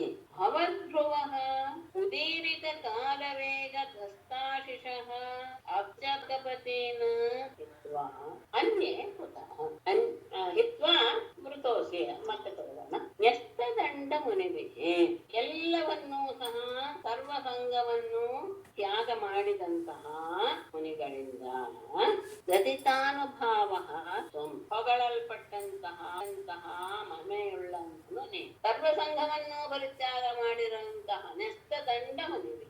ಅದು ವಿಶೇಷ. ಎಲ್ಲ ರೀತಿಯ ಆಸೆ ಎಲ್ಲವನ್ನು ಮನಸ್ಸನ್ನು ನಿಗ್ರಹಗೊಳಿಸಿ ಎಲ್ಲ ರೀತಿಯ ಆಸೆಯನ್ನು ತೊರೆದು ನಿನ್ನ ಮಹಿಮೆಯನ್ನ ಹೊಗಳ್ತಾ ಇದ್ದಾರೆ ಅಂದರೆ ಅಂತಹ ಮಹಿಮೆಯುಳ್ಳಂತಹ ನೀನು ಆತ್ಮ, ಜಗತ್ತಿಗೆ ಆತ್ಮ ಅಷ್ಟೇ ಅಲ್ಲ ಜಗತಾಂ ಆತ್ಮದಃ, ಎಲ್ಲದಕ್ಕೂ ಸಹ ಎಲ್ಲ ಜಗತ್ತಿಗೂ ಸಹ ನೀನೇ ಚೈತನ್ಯವನ್ನು ಕೊಡುವಂತವನು.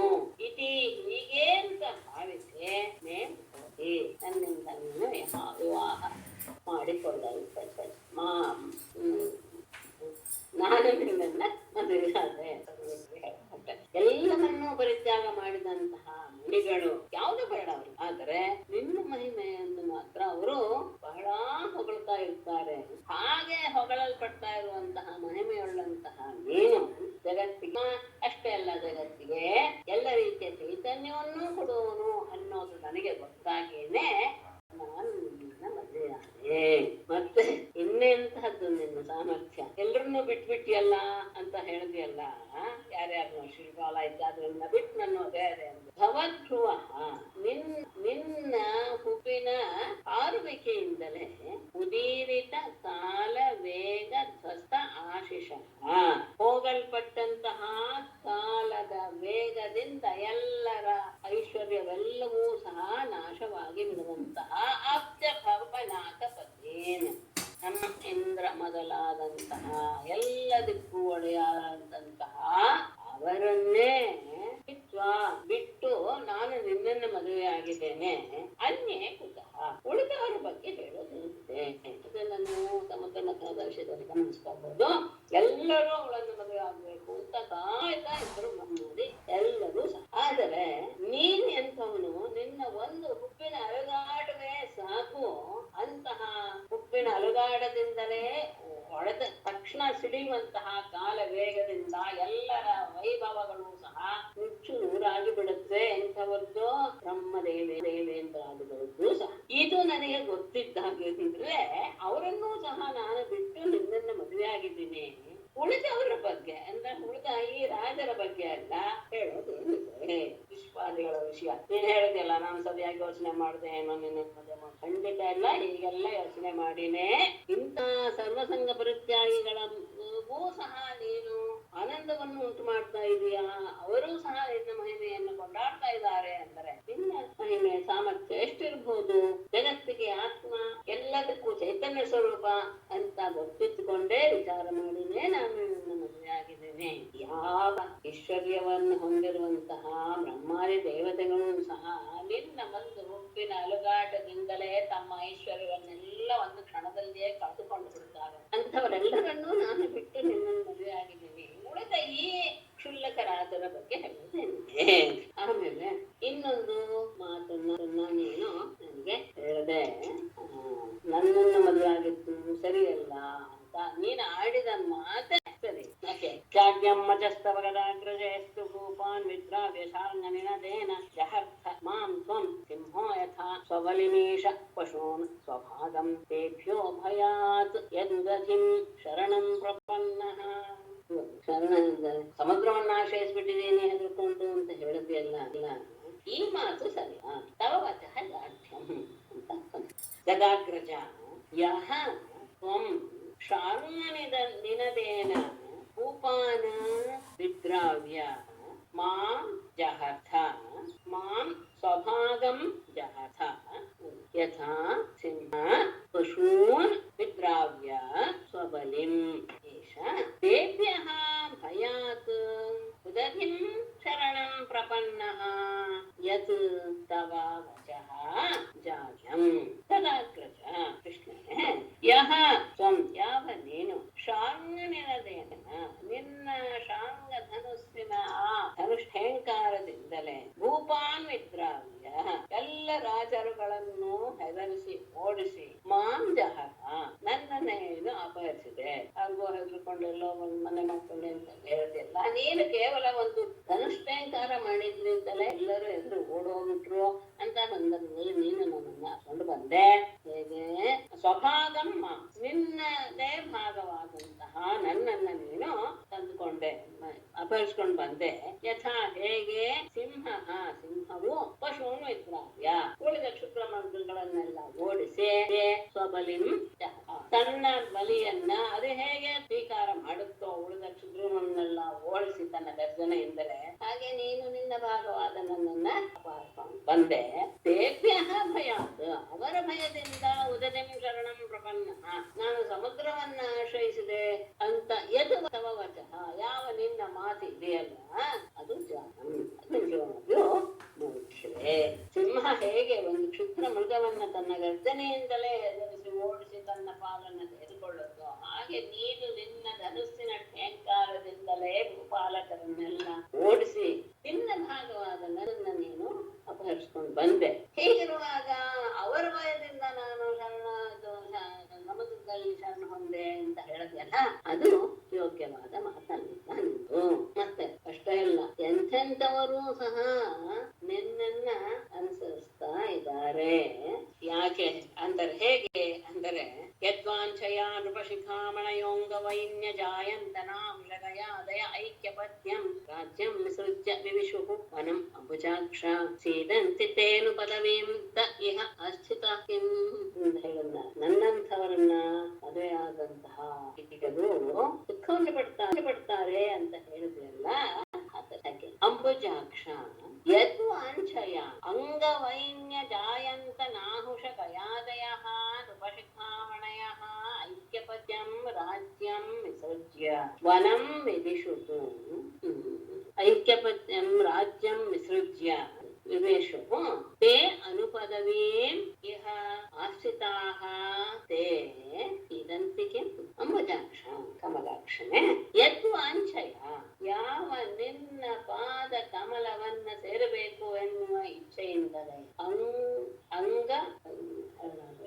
ಅಂಗವೈನ್ಯ ಜಾಯಂತ ನಾಹುಷ ಗಯಾದಯ ಅಂಗರಾಜ ಅಂದ್ರೆ ವೇನನ ತಂದೆ, ವೈನ್ಯ ಅಂದ್ರೆ ವೇನನ ಮಗ, ಜಾಯಂತ ಅಂತ ಹೇಳಿದ್ರೆ ವೃಷಭನ ಪತ್ನಿ ಜಯಂತಿ ಇಂದನ ಮಗಳು, ಅವಳ ಮಗ ಅಂದ್ರೆ ಭರತ, ನಾಹುಷ ಅಂದ್ರೆ ಯಯಾತಿ ಗಯರಾಜ. ಇವರೇ ಮೊದಲಾದಂತಹ ನೃಪಶಿಖಾಮಣಯ ರಾಜಶ್ರೇಷ್ಠರೆಲ್ಲರೂ ಸಹ, ಶಿಖಾಮಣಯ ಅಂದ್ರೆ ಎಲ್ಲರೂ ಸಹ ರಾಜರಿಗೆ ಒಂದು ಆದರ್ಶಭೂತವಾಗಿದ್ದಂಥವ್ರು ಇವರೆಲ್ಲರೂ. ಅಂಗ, ಪೃಥು, ಭರತ, ಯಯಾತಿ, ಗಯಾ ಇವರೆಲ್ಲರೂ ಸಹ ಅಂತಹವರು ಐಕ್ಯಪತ್ಯಂ ರಾಜ್ಯಂ, ಏಕಾಧಿಪತ್ಯವಾದ ಅಂದ್ರೆ ಚಕ್ರವರ್ತಿಯ ಪದವಿಯನ್ನು ಹೊಂದಿರುವಂತಹ ಅವರು ರಾಜ್ಯಂ ವಿಸೃಜ್ಯ ತಮ್ಮ ಅಂತಹ ಉತ್ತಮವಾದಂತಹ ಸಾಮ್ರಾಜ್ಯವನ್ನ ಬಿಟ್ಟು ವನಂ ವಿವಿಶುವು, ಕಾಡಿಗೆ ಹೊರಟರು, ತಪಸ್ಸು ಮಾಡಿ ನಿನ್ನ ಪಾದ ಕಮಲವನ್ನು ಸೇರಬೇಕು ಅನ್ನೋ ಉದ್ದೇಶದಿಂದ. ತೇ ಅನುಪದವೇ, ನಿನ್ನನ್ನ ಅನುಸರಿಸಿದಂತಹ ಆ ಮಾರ್ಗವನ್ನ ಇಹ ಇಲ್ಲಿ ಆಶ್ರಿತಾಹ ಹೊಂದಿದ ತೇ ಅವರೆಲ್ಲರೂ ಹಿಂಸಿದಂತೆ, ಅವರೆಲ್ಲ ಕಷ್ಟಕ್ಕೆ ಸಿಕ್ಕಿದ್ರ ಅವರೆಲ್ಲರೂ ಚೆನ್ನಾಗಿ ತಾನೆ, ಚೆನ್ನಾಗಿ ಇದ್ರು ತಾನೆ. ಅವ್ರು ಯಾರು ಸಹ ಎಲ್ಲವನ್ನೂ ಬಿಟ್ಟು ಕಾಡಿಗೆ ಹೋದವರು ಸಹ ಯಾರಾದ್ರೂ ಕಷ್ಟವನ್ನು ಅನುಭವಿಸಿದಾರೆಯೇ? ಇಲ್ಲ. ಯಾಕೆ ಅಂದ್ರೆ ನಿನ್ನ ಪಾದ ಕಮಲವನ್ನ ಹೊಂದಬೇಕು ಎನ್ನುವುದೇ ಉದ್ದೇಶ, ನಿನ್ನನ್ನೇ ಸೇರಬೇಕು ಎನ್ನುವ ಭಾವನೆಯಿಂದ ಎಲ್ಲರೂ ಸಹ ಅಂತಹ ಉತ್ತಮವಾದಂತಹ ಯಾರಿಗೂ ಸಿಗೋದಿಲ್ಲ ಸಾಮ್ರಾಜ್ಯ ಚಕ್ರವರ್ತಿ ಪದವಿ ಅಂತಹದ್ದನ್ನೆಲ್ಲ ಬಿಟ್ಟು ಅಡಿಗೆ ಹೋದರು ಅಂತ ಹೇಳಿದ್ರೆ ನಿಜವಾಗಿಯೂ ಅವರು ಕಷ್ಟಕ್ಕೆ ಸಿಕ್ಕಾಕೊಂಡ್ರು ಅನ್ಸುತ್ತೆ. ಅಂದ್ರೆ ಯಾರು ನಿನ್ನಂತವ್ರ ಮಗ ಅದು ಸಕಟ್ ಸಿಕ್ಕಾಕೋತಾರೆ ಸ್ತ್ರೀಯರು ಅಂತ ಹೇಳಿದ್ಯಲ್ಲ, ಅದು ಅಲ್ಲ.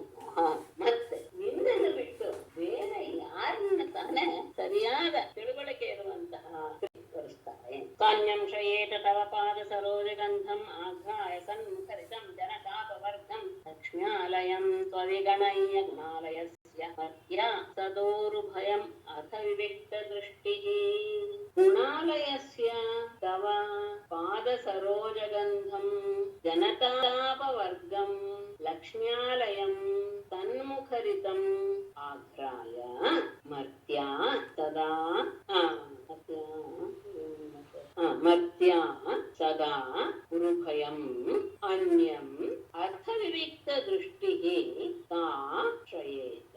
ಗುಣಾಲಯಸ್ಯ ಎಲ್ಲ ಗುಣಗಳಿಗೂ ಸಹ ಆಶ್ರಯನಾದ, ಎಲ್ಲ ಗುಣಗಳನ್ನು ಹೊಂದಿರುವ ಬಿಟ್ಟೋಯ್ತು ಅಲ್ವಾ, ಅಥವಾ ಅವಿಗಣಯ ಬಿಟ್ಟೋಯ್ತಲ್ವಾ, ಅರ್ಥ ಹೇಳುವಾಗ ಹೇಳ್ತೇನೆ. ತವ ನಿನ್ನ ಪಾದ ಸರೋಜ ಗಂಧಂ, ನಿನ್ನ ಪಾದ ಕಮಲದ ಗಂಧವನ್ನ, ಎಂಥದ್ದು? ಜನತಾಪವರ್ಗಂ, ಜನರ ಸಮೂಹಗಳಿಗೆ ಮೋಕ್ಷ ರೂಪವಾದಂತಹ ಲಕ್ಷ್ಮ್ಯಾಲಯಂ, ಲಕ್ಷ್ಮಿಗೆ ವಾಸಸ್ಥಾನವಾದಂತಹ ಅದನ್ನ ಸನ್ಮುಖರಿತಂ, ಅಷ್ಟೇ ಅಲ್ಲ ಸಜ್ಜನರಿಂದ ವರ್ಣಿಸಲ್ಪಟ್ಟಂತಹ ಆ ಗಂಧವನ್ನ ಆಘ್ರಾಯ ಸೇವನೆ ಮಾಡಿ ಮರ್ತ್ಯ ಅಂದ್ರೆ ಮರಣವನ್ನು ಹೊಂದುವಂತಹ ನಾನು ಸದಾ ಯಾವಾಗಲೂ ಸಹ ಗುರುಭಯಂ ಹೆಚ್ಚಿನ ಭಯವನ್ನು ಉಂಟು ಮಾಡುವ ಈ ಸಂಸಾರವನ್ನು ಅನ್ಯಂ ಆ ಬೇರೆಯವನನ್ನ ತಾ ಅರ್ಥ ವಿವಿಕ್ತ ದೃಷ್ಟಿ, ಅದು ತುಂಬಾ ಮುಖ್ಯ. ವಸ್ತುವಿನ ವಿಷಯವನ್ನ ಸರಿಯಾಗಿ ತಿಳಿದಂತಹ ತಾ ಯಾವ ಸ್ತ್ರೀಯು ತಾನೇ ಶ್ರಯೇತ ಆಶ್ರಯಿಸಿ ಯಾರು ಅಂದರೆ ಅಂತಹ ಪಾದ ಕಮಲಗಳು, ಪಾದ ಕಮಲದ ಗಂಧವನ್ನ ಆಘ್ರಾಣ ಮಾಡಿರುವಂತಹ ಯಾವ ಎಂಥದ್ದು ಪಾದಕಮಲ? ಎಲ್ಲ ಜನತೆಗೂ ಸಹ ಮೋಕ್ಷವನ್ನು ಕೊಡುವಂಥದ್ದು, ಲಕ್ಷ್ಮಿಗೆ ಆವಾಸಸ್ಥಾನವಾಗಿರುವಂಥದ್ದು, ಸಜ್ಜನರಿಂದ ವರ್ಣಿಸಲ್ಪಟ್ಟಂತಹ ಆ ಗಂಧವನ್ನ ಆಘ್ರಾಣ ಮಾಡಿ ಅದನ್ನ ಬಿಟ್ಟು ಮರ್ತ್ಯ ಅಂದ್ರೆ ಯಾವ ಮಾನವ ಸ್ತ್ರೀ ಅಂದ್ರೆ ಮರಣವನ್ನು ಹೊಂದುವ ಸ್ವಭಾವ ಇರುವಂತಹ ಮಾನವ ಸ್ತ್ರೀ ತಾನೇ ಯಾವಾಗಲೂ ಸಹ ಹೆಚ್ಚಿನ ಭಯವನ್ನು ಉಂಟು ಮಾಡುವಂತಹ ಬೇರೆಯ ವ್ಯಕ್ತಿಯನ್ನ, ವಸ್ತುಗಳ ಬಗ್ಗೆ ಸರಿಯಾದ ತಿಳುವಳಿಕೆ ಇರುವಂತಹ ಯಾವ ಸ್ತ್ರೀಯನ್ನೇ ಆಶ್ರಯಿಸಿ ಯಾವಾಗಲೂ ಅವನು ಯಾವಾಗಲೂ ಸಹ ಸಂಸಾರದಲ್ಲಿರುವಂತಹ ಗುರುಭಯ ಅಂದ್ರೆ ಯಾವಾಗಲೂ ಭಯವನ್ನು ಉಂಟು ಮಾಡುವಂತದ್ದು, ಯಾಕೆಂದ್ರೆ ಸಂಸಾರವಾಗ್ತದೆ. ಹಾಗಾಗಿ ಅಂತಹ ಇನ್ನೊಬ್ಬ ವ್ಯಕ್ತಿಯನ್ನ ಯಾವ ಸ್ತ್ರೀಯು ತಾನೆ ಸರಿಯಾದ ಜ್ಞಾನವಿರುವಂತಹ ವಿವೇಚನೆ ಮಾಡುವ ಯೋಗ್ಯತೆ ಇರುವಂತಹ ವ್ಯಕ್ತಿ ಅಂದ್ರೆ ತನ್ನ ಹಿತ ಯಾವುದು ಅಹಿತ ಯಾವುದು ಅಂತ ತಿಳುವಳಿಕೆ ಇರುವಂತಹ ಯಾವ ಸ್ತ್ರೀಯು ತಾನೆ ಅವನನ್ನ ಬಿಟ್ಟು ಬೇರೆಯವನನ್ನ ಮದುವೆ ಆಗೋಕ್ಕೆ ಸಾಧ್ಯ ಅಥವಾ ಬೇರೆಯವನನ್ನ ಆಶ್ರಯಿಸೋದಕ್ಕೆ ಸಾಧ್ಯ. ಅಂದ್ರೆ ಮನುಷ್ಯನನ್ನೇ ಆಶ್ರಯಿಸಿದಾಗ ಮನುಷ್ಯನ ಧರ್ಮವನ್ನು ಇನ್ನೂ ಸಹ ಹೊಂದಬೇಕಾಗುತ್ತೆ, ಅದು ಅತ್ಯಂತ ಉರ್ಭಯವನ್ನು ಉಂಟು ಮಾಡುವಂತು.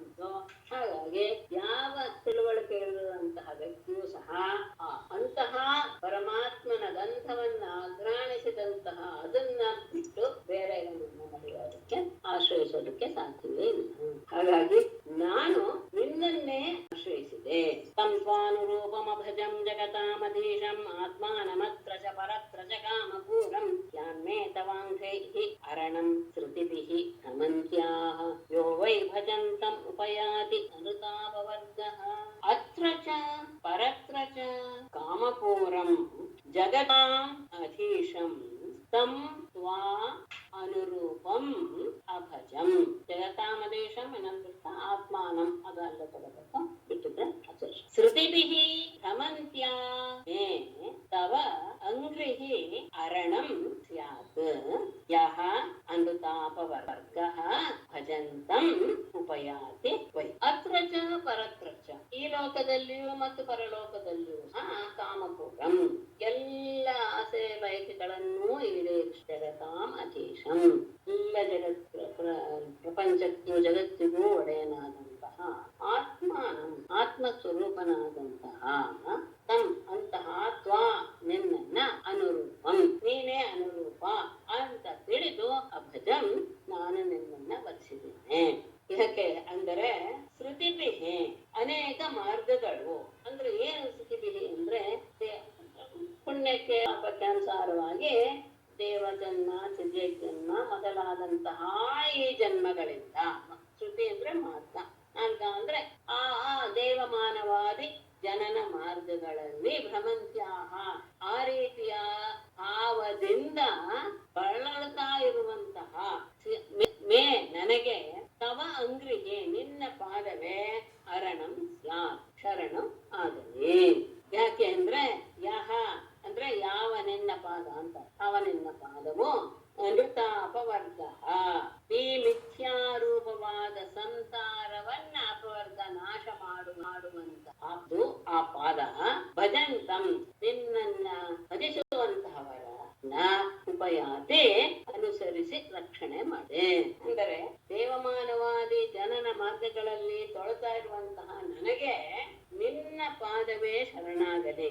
ಯಾಕೆಂದ್ರೆ ಯಾವ ನಿನ್ನ ಪಾದ ಆ ಮಿಥ್ಯಾರೂಪವಾದಂತಹ ಸಂಸಾರವನ್ನು ನಾಶಗೊಳಿಸುವಂತದ್ದು. ಹಾಗಾಗಿ ಭಜಂತಂ ನಿನ್ನನ್ನ ಆರಾಧಿಸುವಂತಹ ವ್ಯಕ್ತಿಯನ್ನ ಉಪಯಾತಿ ಅದು ಅನುಸರಿಸಿ ರಕ್ಷಣೆ ಮಾಡಿದೆ. ಹಾಗಾಗಿ ನಿನ್ನ ಆಶ್ರಯಿಸಿದ್ದೆ. ಯಾಕೆ ನಾನು ಅಂದರೆ ಇಲ್ಲಿ ಪರಲೋಕದಲ್ಲಿ ಎಲ್ಲ ಆಸೆಗಳು ಸಹ ಪೂರೈಸುವಂತಹವನು ನೀನು, ಮತ್ತೆ ಜಗತ್ತಿಗೆ ಒಡೆಯ ಆತ್ಮ ಸ್ವರೂಪ. ಹಾಗಾಗಿ ನೀನೇ ನನಗೆ ಅನುರೂಪ ಅಂತ ಭಾವಿಸಿ ನಾನು ನಿನ್ನನ್ನು ಮದುವೆಯಾದೆ. ಯಾಕೆಂದ್ರೆ ನನ್ನ ಕರ್ಮಕ್ಕೆ ಅನುಸಾರವಾಗಿ ಯಾವ್ಯಾವುದೋ ಜನ್ಮದಲ್ಲಿ ನಾನು ಹುಟ್ಟುವಂತಹ ಸಂದರ್ಭ ಬಂದಾಗ ಸಹ ನಾನು ನಿನ್ನ ಪಾದವನ್ನೇ ಶರಣು ಹೊಂದೇನೆ. ಯಾಕೆಂದ್ರೆ ನಿನ್ನ ಪಾದ ಎನ್ನುವುದು ಈ ಮಿಥ್ಯಾ ಸಂಸಾರದಿಂದ ದೂರ ಮಾಡುವಂತಹದ್ದು. ನಿನ್ನನ್ನ ಆರಾಧನೆ ಮಾಡುವಂತಹ ವ್ಯಕ್ತಿಯನ್ನ ಯಾವಾಗಲೂ ಹಿಂಬಾಲಿಸಿ ಅವನನ್ನ ರಕ್ಷಣೆ ಮಾಡುತ್ತೆ. ಮತ್ತೆ ಅವಳು ಒಂದು ವೇಳೆ ಯಾರಾದರೂ ಒಬ್ಬಳು ಇಂತಹ ಲೌಕಿಕದಲ್ಲಿರುವುದೇ ಏನಾದ್ರೆ ತಸ್ಯಾಸ್ಯು ಅಚ್ಯುತ ನೃಪಾ ಭವತೋಪದಿಷ್ಟಾಃ ಸ್ತ್ರೀಣಾಂ ಗೃಹೇಷು ಕರಗೋಷ್ವ ಬಿಡಾಲ ಮೃತ್ಯಾಃ ಯತ್ಕರ್ಣಮೂಲಮರಿಕರ್ಷಣ ನೋಪಯಾಯಾತ್ ಯುಷ್ಮತ್ಕಥಾಂ ಮೃಡ ವಿರಿಂಚ ಸಭಾಸು ಗೀತಾ. ಹರಿಕರ್ಷಣ ಯುಷ್ಮತ್ಕಥಾಂ ಮೃಡ ವಿರಿಂಚ ಸಭಾಸು ಗೀತಾ ಯತ್ ಕರ್ಣಮೂಲಂ ನ ಉಪಯಾಯಾತ್ ಅಚ್ಯುತ ತಸ್ಯಾಃ ಭವತಾ ಉಪದಿಷ್ಟಾಃ ಕರಗೋಷ್ರ ಬಿಡಾಲ ಸ್ತ್ರೀಣಾಂ ಗೃಹೇಷು ಕರಗೋಷ್ರ ಬಿಡಾಲ ವೃತ್ಯಾಃ ನೃಪಾಃ ಸ್ಯುಃ. ಅಂಥವಳಿಗೆ ಬೇಕಾದ್ರೂ ನೀನು ಹೇಳಿದಂತಹ ಆ ರಾಜರು ಗಂಡಂದರಾಗಲಿ. ಎಂಥ ಯುಷ್ಮತ್ ಕಥ ಹರಿಕರ್ಷಣ ಶತ್ರುವನ್ನ ನಾಶ ಮಾಡುವಂತಹ ಪರಮಾತ್ಮನು ಯುಷ್ಮತ್ ಕಥಾ ಮೃಡ ವಿರಿಂಚ ಸಭಾ ಇದು ಎರಡು ಪದ ಮಾಡಿ ಮೃಡ ವಿರಿಂಚ ಸಭಾಸು ಗೀತಾ ಯುಷ್ಮತ್ ಕಥಾ. ಮೃಡ ಶಿವ, ವಿರಿಂಚ ಬ್ರಹ್ಮ. ಶಿವನ ಸಭೆಯಲ್ಲಿ ಮತ್ತು ಬ್ರಹ್ಮನ ಸಭೆಯಲ್ಲಿ ಗೀತಾ ಹಾಡಲ್ಪಡುವಂತಹ ಯುಷ್ಮತ್ ಕಥಾ ನಿನ್ನ ಮಹಿಮೆ ಅಥವಾ ನಿನ್ನ ಲೀಲಾ ಕಥೆಗಳು. ಯತ್ ಕಾರಣ ಮೂಲಂ ಯಾವ ಸ್ತ್ರೀಯ ಕಿವಿಯ ಮೂಲವನ್ನ ನ ಉಪಯಾನ ಪ್ರವೇಶ ಮಾಡುವುದಿಲ್ಲವೋ ಪರಮೇಶ್ವರ ಚತುರ್ಮುಖ ಅಂತಹ ಸಭೆಗಳಲ್ಲಿ ಯಾವಾಗಲೂ ಸಹ ನಿನ್ನ ಮಹಿಮೆಗಳನ್ನೇ ಹಾಡ್ತಾ ಇರ್ತಾರೆ. ಅಂತಹ ನಿನಗೆ ಸಂಬಂಧಪಟ್ಟಂತಹ ಕಥೆಗಳನ್ನ ಯಾವ ಸ್ತ್ರೀಯು ತನ್ನ ಕಿವಿಯಿಂದ ಕೇಳುವುದಿಲ್ಲವೋ ತಸ್ಯಾಹ ಅಚ್ಯುತ ಪರಮಾತ್ಮನೇ ತಸ್ಯಾಹ ಅಂತಹವಳಿಗೆ ಭವತಾ ಉಪದಿಷ್ಟಾಹ ನೀನು ಹೇಳಲ್ಪಟ್ಟಂತಹ ಸ್ತ್ರೀಣಾಂ ಗೃಹೇಶು ಸ್ತ್ರೀಯರ ಮನೆಗಳಲ್ಲಿ ಕರಗೋ ಶ್ವ ಬಿಡಾಲ ನೃತ್ಯ ಕತ್ತೆಗಳು ಎತ್ತುಗಳು ನಾಯಿಗಳು ಬಿಡಾಲ ಅಂದ್ರೆ ಬೆಕ್ಕು ಈ ರೀತಿಯಾಗಿ ಸೇವಕರ ಹಾಗೆ ಇರುವಂತಹ ನೃಪಾಹ ರಾಜರು ಶಿವು ಆಗಲಿ. ಅವರೆಲ್ಲರೂ ಸಹ ಆ ಸ್ತ್ರೀಯರ ಮನೆಗಳಲ್ಲಿ ಸೇವಕರ ಹಾಗೆ ಇರ್ತಾರೆ. ಹೇಗೆ? ಕತ್ತೆಗಳ ಹಾಗೆ ಎತ್ತುಗಳ ಹಾಗೆ. ಗೋಶ್ವ ಅನ್ನೋದು ಇದು ಇರೋದ್ರಿಂದ ಎಸ್ಮಾರ್ಕ್ ಏನು ಇಲ್ಲದೆ ಇರೋದ್ರಿಂದ ನಾನು ನಾಯಿ ಎನ್ನುವನ್ನ ತಗೊಂಡೆ. ಕುದುರೆಗಳು ಸ್ವಲ್ಪ ಉತ್ತಮ ಮಟ್ಟವೆ, ಹಾಗಾಗಿ ನನಗೆ ಅದು ಕುದುರೆಗಳು ಎನ್ನುವ ಅರ್ಥ ಬರ್ಲಿಲ್ಲ. ಬೇಕಾದ್ರೆ ನೀವು ತಗೊಳ್ಬಹುದು. ಇಲ್ಲಿ ಪುಸ್ತಕದಲ್ಲಿಯೂ ಸಹ ಕರಗೋಶ್ವ ಅಂತ ಎಸ್ಮಾರ್ಕ್ ಹಾಕಿಲ್ಲ, ಅಂದ್ರೆ ಕೋಪ ಮಾಡಿಲ್ಲ. ಹಾಗಾಗಿ ನಾನು ಅದನ್ನ ಶ್ವ ಅಂತಾನೆ ತಗೊಂಡಿದ್ದೆ. ಅಂದ್ರೆ ಆ ಮನೆಗಳಲ್ಲಿ ಅವರು ಕತ್ತೆಗಳು ಎತ್ತುಗಳು ಆ ನಾಯಿಗಳೆಲ್ಲ ಹೇಗೆ ಅವ್ರು ಹೇಳ್ದಂಗೆ ಕೇಳ್ಕೊಂಡು ಅವರನ್ನ ಮೆಚ್ಚೋದಕ್ಕೆ ಓದಾಡ್ತಾ ಇರುತ್ತೋ ಆ ರೀತಿಯಾಗಿ ಸೇವಕರಾಗಿರುವಂತಹ ಆ ರಾಜರು ಅಂಥವಳಿಗೆ ಬೇಕಾದ್ರೆ ಪತಿಯಾಗಬಹುದು. ಯಾರು ನಿನ್ನ ಮಹಿಮೆಯನ್ನ ಕೇಳೇ ಇಲ್ವೋ, ಅವರ ಯಾರ ಕಿವಿಯನ್ನ ಪ್ರವೇಶ ಮಾಡಿಲ್ವೋ ಅಂಥವಳಿಗೆ ಬೇಕಾದ್ರೆ ನೀನು ಹೇಳಿದಂತಹ ರಾಜರು ಗಂಡಂದರಾಗಬಹುದು. ಯಾಕೆ ಅಂದ್ರೆ ಸಕ್ಷ್ಮಶ್ರು ರೋಮ ನಖ ಕೇಶಪಿನದ್ಧಮಂತಹ ಮಾಂಸಾಸ್ಥಿರತ ಕೃಮಿ ವಿಟ್ಟಭ ವಿತ್ತವಾತಂ ಜೀವಚ್ಛವಂ ಭಜತಿ ಕಾಂತಮತಿರ್ವಿಮೂಢ ಯಾತೆ ಪದಾಬ್ಜ ಮಕರಂದಂ ಅಜಿಘ್ರತಿ ಸ್ತ್ರೀ. ಯಾ ಸ್ತ್ರೀ ತೇ ಪದಾಬ್ಜ ಮಕರಂದಂ ಅಜಿಘ್ರತಿ ವಿಮೂಢ ಕಾಂತಮತಿಃ ತ್ವಕ್ಸ್ಮಶ್ರು ರೋಮ ನಖ ಕೇಶ ಪಿನದ್ದಮಂತರ್ ಮಾಂಸಾಸ್ಥಿ ರಕ್ತ ಕೃಮಿ ವಿತ್ತಭ ವಿತ್ತವಾತಂ ಜೀವಚ್ಛವಂ ಭಜತೆ. ಯಾವ ಸ್ತ್ರೀಯು ತೇ ನಿನ್ನ ಪದಾಬ್ಜ ಮಕರಂದಂ ಅಜಿಘ್ರತೆ ನಿನ್ನ ಪಾದ ಕಮಲದ ಮಕರಂದವನ್ನ ಆನಿಸಿದವೋ ಅವಳು ವಿಮೂಢ, ಅವಳು ಮೌಢ್ಯದಿಂದ ಕಾಂತಮತಿಗೆ ಇವನೇ ತನ್ನ ಪ್ರೀತಿಯ ಪಾತ್ರ ಅಂತ ಯಾರನ್ನ ಆಶ್ರಯಿಸ್ತಾಳೆ ಅಂದ್ರೆ ತ್ವಕ್ ಸ್ಮಶ್ರು ತ್ವಕ್ ಚರ್ಮ, ಸ್ಮಶ್ರು ಅಂದ್ರೆ ಎಡ್ಡ ಮತ್ತು ಮೀಸೆ, ರೋಮ ಅಂದ್ರೆ ಮೈ ಮೇಲಿರುವಂತಹ ಕೂದಲು, ನಖ ಅಂದ್ರೆ ಉಗುರು, ಕೇಶ ಕೂದಲು, ಇವುಗಳಿಂದ ಪಿನದ್ಧಂ ಮುಚ್ಚಿರುವಂತಹ ಇವುಗಳೆಲ್ಲ ಮೇಲಿದೆ. ಆದ್ರೆ ಅದ್ರೊಳಗಿರೋದೇನು ಅಂತಹ ಮಾಂಸ ಅಸ್ಥಿ ರಕ್ತ ಕೃಮಿ ವಿಟ್ ಕಫವಿತ್ತವಾತಂ ಒಳಗಿರುವಂತದ್ದು. ಅದರೊಳಗೆ ಅಂತಹ ಮಾಂಸ ಅಸ್ಥಿ ಅಂದ್ರೆ ಎಲುಬು, ರಕ್ತವೇ, ಕ್ರಿಮಿಗಳು, ವಿಟ್ ಮಲಮೂತ್ರಾದಿಗಳು, ಕಫ ಪಿತ್ತ ವಾತ ಇವುಗಳಿಂದ ಕೂಡಿರುವ ಜೀವಚ್ಛವಂ ಜೀವಿಸಿದ್ದರೂ ಹೆಣದ ಹಾಗಿರುವಂತಹ ಅದನ್ನ ಭಜತಿ ಅವಳು ಸೇರುತ್ತಾಳೆ. ನಿನ್ನ ಪಾದ ಕಮಲದ ಮಕರಂದವನ್ನ ಯಾವ ಸ್ತ್ರೀ ಕಾಣಿಸಿಲ್ಲವೋ ಅಂತಹ ಮೂಢ ಸ್ತ್ರೀಯು ಇವನೇ ತನ್ನ ಪ್ರಿಯತಮ ಅಂತ ಯಾರನ್ನ ವರಿಸ್ತಾಳೆ ಅಂದ್ರೆ ಆತ ಒಂದು ರೀತಿಯಾಗಿ ಬದುಕಿದ್ದರು ಹೆಣದ ಹಾಗೆ. ಯಾಕೆ ಅಂದ್ರೆ ಚರ್ಮ ಎನ್ನುವುದು ಮೇಲೆ ಹೊದಿಕೆಯಾಗಿ ಇದೆ, ಹೊರಗಡೆಯಿಂದ ಏನ್ ಕಾಣೋದು ಗಡ್ಡ ಮೀಸೆ ಉಗುರು ಕೂದಲು ಇವುಗಳೆಲ್ಲವೂ ಹೊರಗಿದೆ. ಇವುಗಳಿಂದೆಲ್ಲ ತುಂಬಿಕೊಂಡಂತಹ ಒಳಗಡೆ ಇರೋದು ಮಾಂಸ, ಮೂಳೆ, ರಕ್ತ, ಕ್ರಿಮಿ, ಮಲ, ಕಫ, ಪಿತ್ತವಾತ ಇವುಗಳಿಂದ ಕೂಡಿರುವಂತಹ ಬದುಕಿದ್ದರು ಶವದ ಹಾಗಿರುವಂತಹ ಹೆಣವನ್ನ ಅದು ಇರ್ತಾಳೆ ಅಂತ. ಅಸ್ತ್ವಂಭುಜಾಕ್ಷ ಮಮತೆ ಚರಣಾನುರಾಗ ಆತ್ಮನ್ರತಸ್ಯ ಮೈ ಚ ಅನತಿರಿಕ್ತ ದೃಷ್ಟೇಃ ಯಸ್ಯ ವೃದ್ಧಯ ಉಪಾತ್ತರ ಜ್ಯೋತಿ ಮಾತ್ರ ಮಾಮೇಕ್ಷಸೇ ತದುಹ ನ ಪರಮಾನುಕಂಪಣ. ಇದು ಹೇಳದೆ ನಾವು ಯಾವಾಗಲೂ ಉದಾಸೀನವಾಗಿ ಇರ್ತೀವಿ. ಏನು ಉದಾಸೀನವಾಗಿಯೇ ಇರಬಹುದು, ತೊಂದರೆನೇ ಇಲ್ಲ ನಮಗೆ. ಆದರೆ ಅಂಬುಜಾಕ್ಷ ಮಮ ತೇ ಚರಣಾನುರಾಗಃ ಅಸ್ತು ಆತ್ಮನ್ ರಥಸ್ಯ ಅನತಿರುಕ್ತ ದೃಷ್ಟೇಃ ಯರ್ಹಿ ಅಸ್ಯ ವೃದ್ಧಯೇ ಉಪಾತ್ತರಜಃ ಅತಿಮಾತ್ರಃ ಮಾಂ ಈಕ್ಷಸೆ ತತ್ ನಃ ಪರಮಾನುಕಂಪ. ಉದಾಸೀನರಾಗಿರ್ತೀವಿ ಅಂದೆಲ್ಲ ತೊಂದರೆ ಇಲ್ಲ. ಆದರೆ ಅಂಬುಜಾಕ್ಷ ಕಮಲಾಕ್ಷನೇ ಮಮ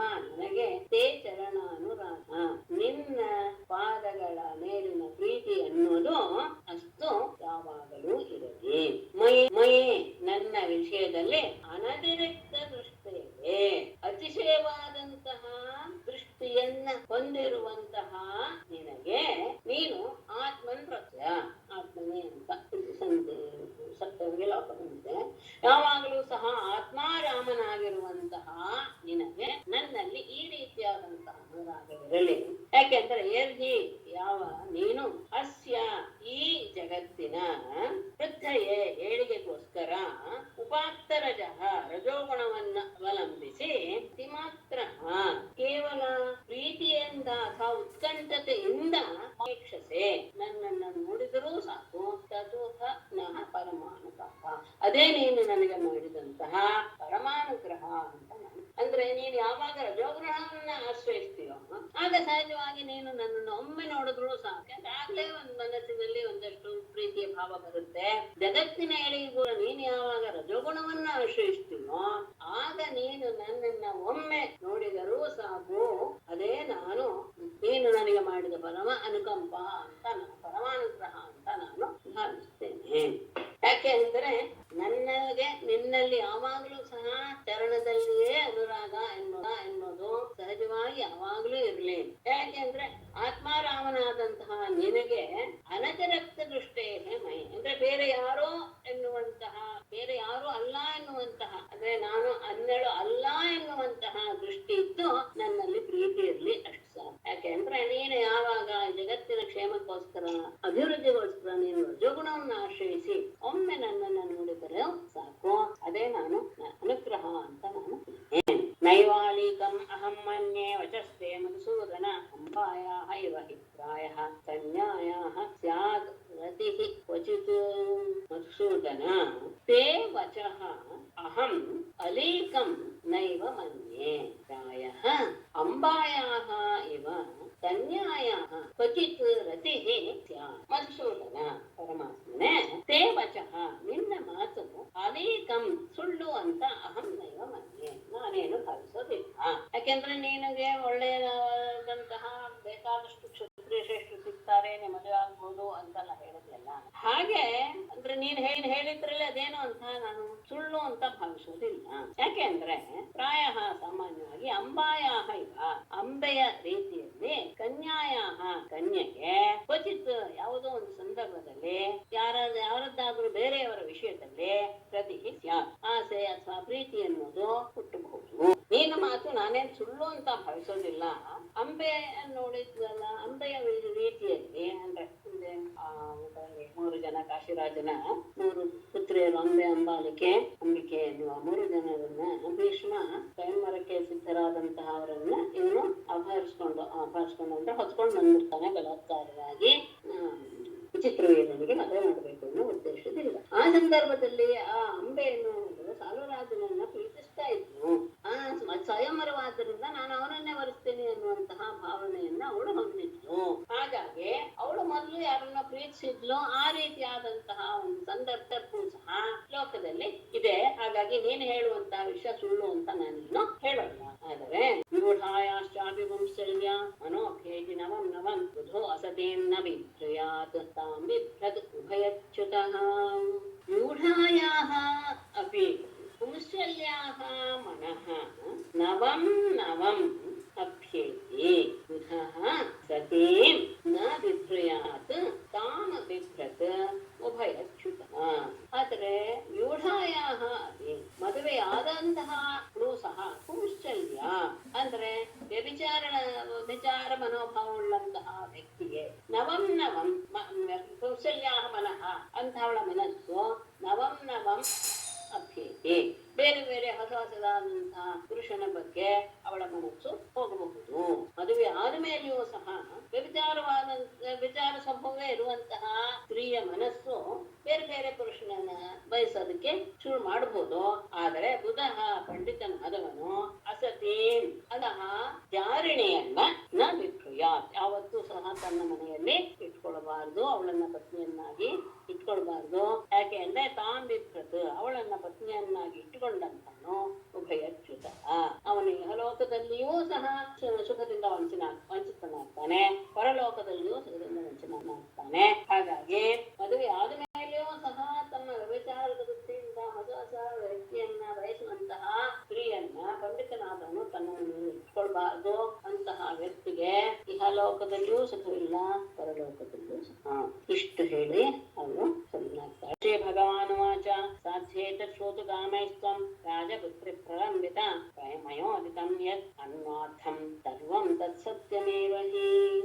ಸಾಧ್ವಿ ರಾಜಪುತ್ರಿ ಏತತ್ ಶ್ರೋತು ಕಾಮೈಃ ತ್ವಂ ಪ್ರಲಂಬಿತಾ ಮಯಾ ಉದಿತಂ ಯದ್ ಅನ್ವಾಥ ತತ್ ಸರ್ವಂ ಸತ್ಯಮೇವ ಹಿ. ಸಾಧ್ವಿಯ ರಾಜಪುತ್ರಿ ರಾಜಕುಮಾರಿಯೇ, ಏತತ್ ಶ್ರೋತು ಕಾಮೈಃ ಈ ಮಾತುಗಳನ್ನ ಕೇಳಬೇಕು ಅನ್ನುವ ಆಶೆಯಿಂದಲೇ ತ್ವಂ ಪ್ರಲಂಬಿತ ನಾನು ನಿನಗೆ ಉಪಹಾಸ ಮಾಡಿದೆ, ಅಂದ್ರೆ ಹಾಸ್ಯದ ಮಾತನ್ನ ನಿನ್ನಲ್ಲಿ ನಾನು ಆಡಿದೆ. ಮಯಾ ಉದಿತಂ ಯತ್ ನಾನು ಏನನ್ನ ಹೇಳಿದೆನೋ, ಅಂದ್ರೆ ನನ್ನ ನಿನಗೆ ಹೇಳುವ ವಿಷಯದಲ್ಲಿ ನನ್ನ ಬಾಯಿಂದ ಯಾವ ಯಾವ ಯಾವ ಮಾತುಗಳು ಬಂತು ಅನ್ನುವಂಥ ಯಾವುದನ್ನ ನೀನು ನಿನ್ನ ಬಾಯಿಂದ ಹೇಳಿದೆಯೋ ತತ್ಸರ್ವಂ ಸತ್ಯವೇ, ಅದೆಲ್ಲವೂ ಸಹ ಸರಿಯಾಗಿ ನಾನು ಆಡಿದ ಮಾತಿಗೆ ಪ್ರತಿಯೊಂದಕ್ಕೂ ಸಹ ನೀನು ಹೇಳಿದೆಯಲ್ಲ, ಆ ಮಾತೆಲ್ಲವೂ ಸಹ ಸರಿಯಾಗಿಯೇ ಇದೆ. ಇಂತಹ ನಿನ್ನ ಮಾತುಗಳನ್ನು ಕೇಳಬೇಕು ಎನ್ನುವ ಉದ್ದೇಶದಿಂದಲೇ ನಾನು ನಿನಗೆ ಅರ್ಥ ಮಾಡಿದೆ. ನಾರಾಯಣಂ ನಮಸ್ಕೃತ್ಯ ನರಂ ಚೈವ ನರೋತ್ತಮಂ ದೇವೀಂ ಸರಸ್ವತೀಂ ವ್ಯಾಸಂ ತತೋ ಜಯಮುದೀರಯೇತ್. ಸರ್ವೇ ಭವಂತು ಸುಖಿನಃ, ಸರ್ವೇ ಸಂತು ನಿರಾಮಯಾಃ, ಸರ್ವೇ ಭದ್ರಾಣಿ ಪಶ್ಯಂತು ಮಾ ಕಶ್ಚಿತ್ ದುಃಖಭಾಗ್ ಭವೇತ್. ಧನ್ಯವಾದಗಳು. ಧನ್ಯವಾದಗಳು. ನಮಸ್ತೆ.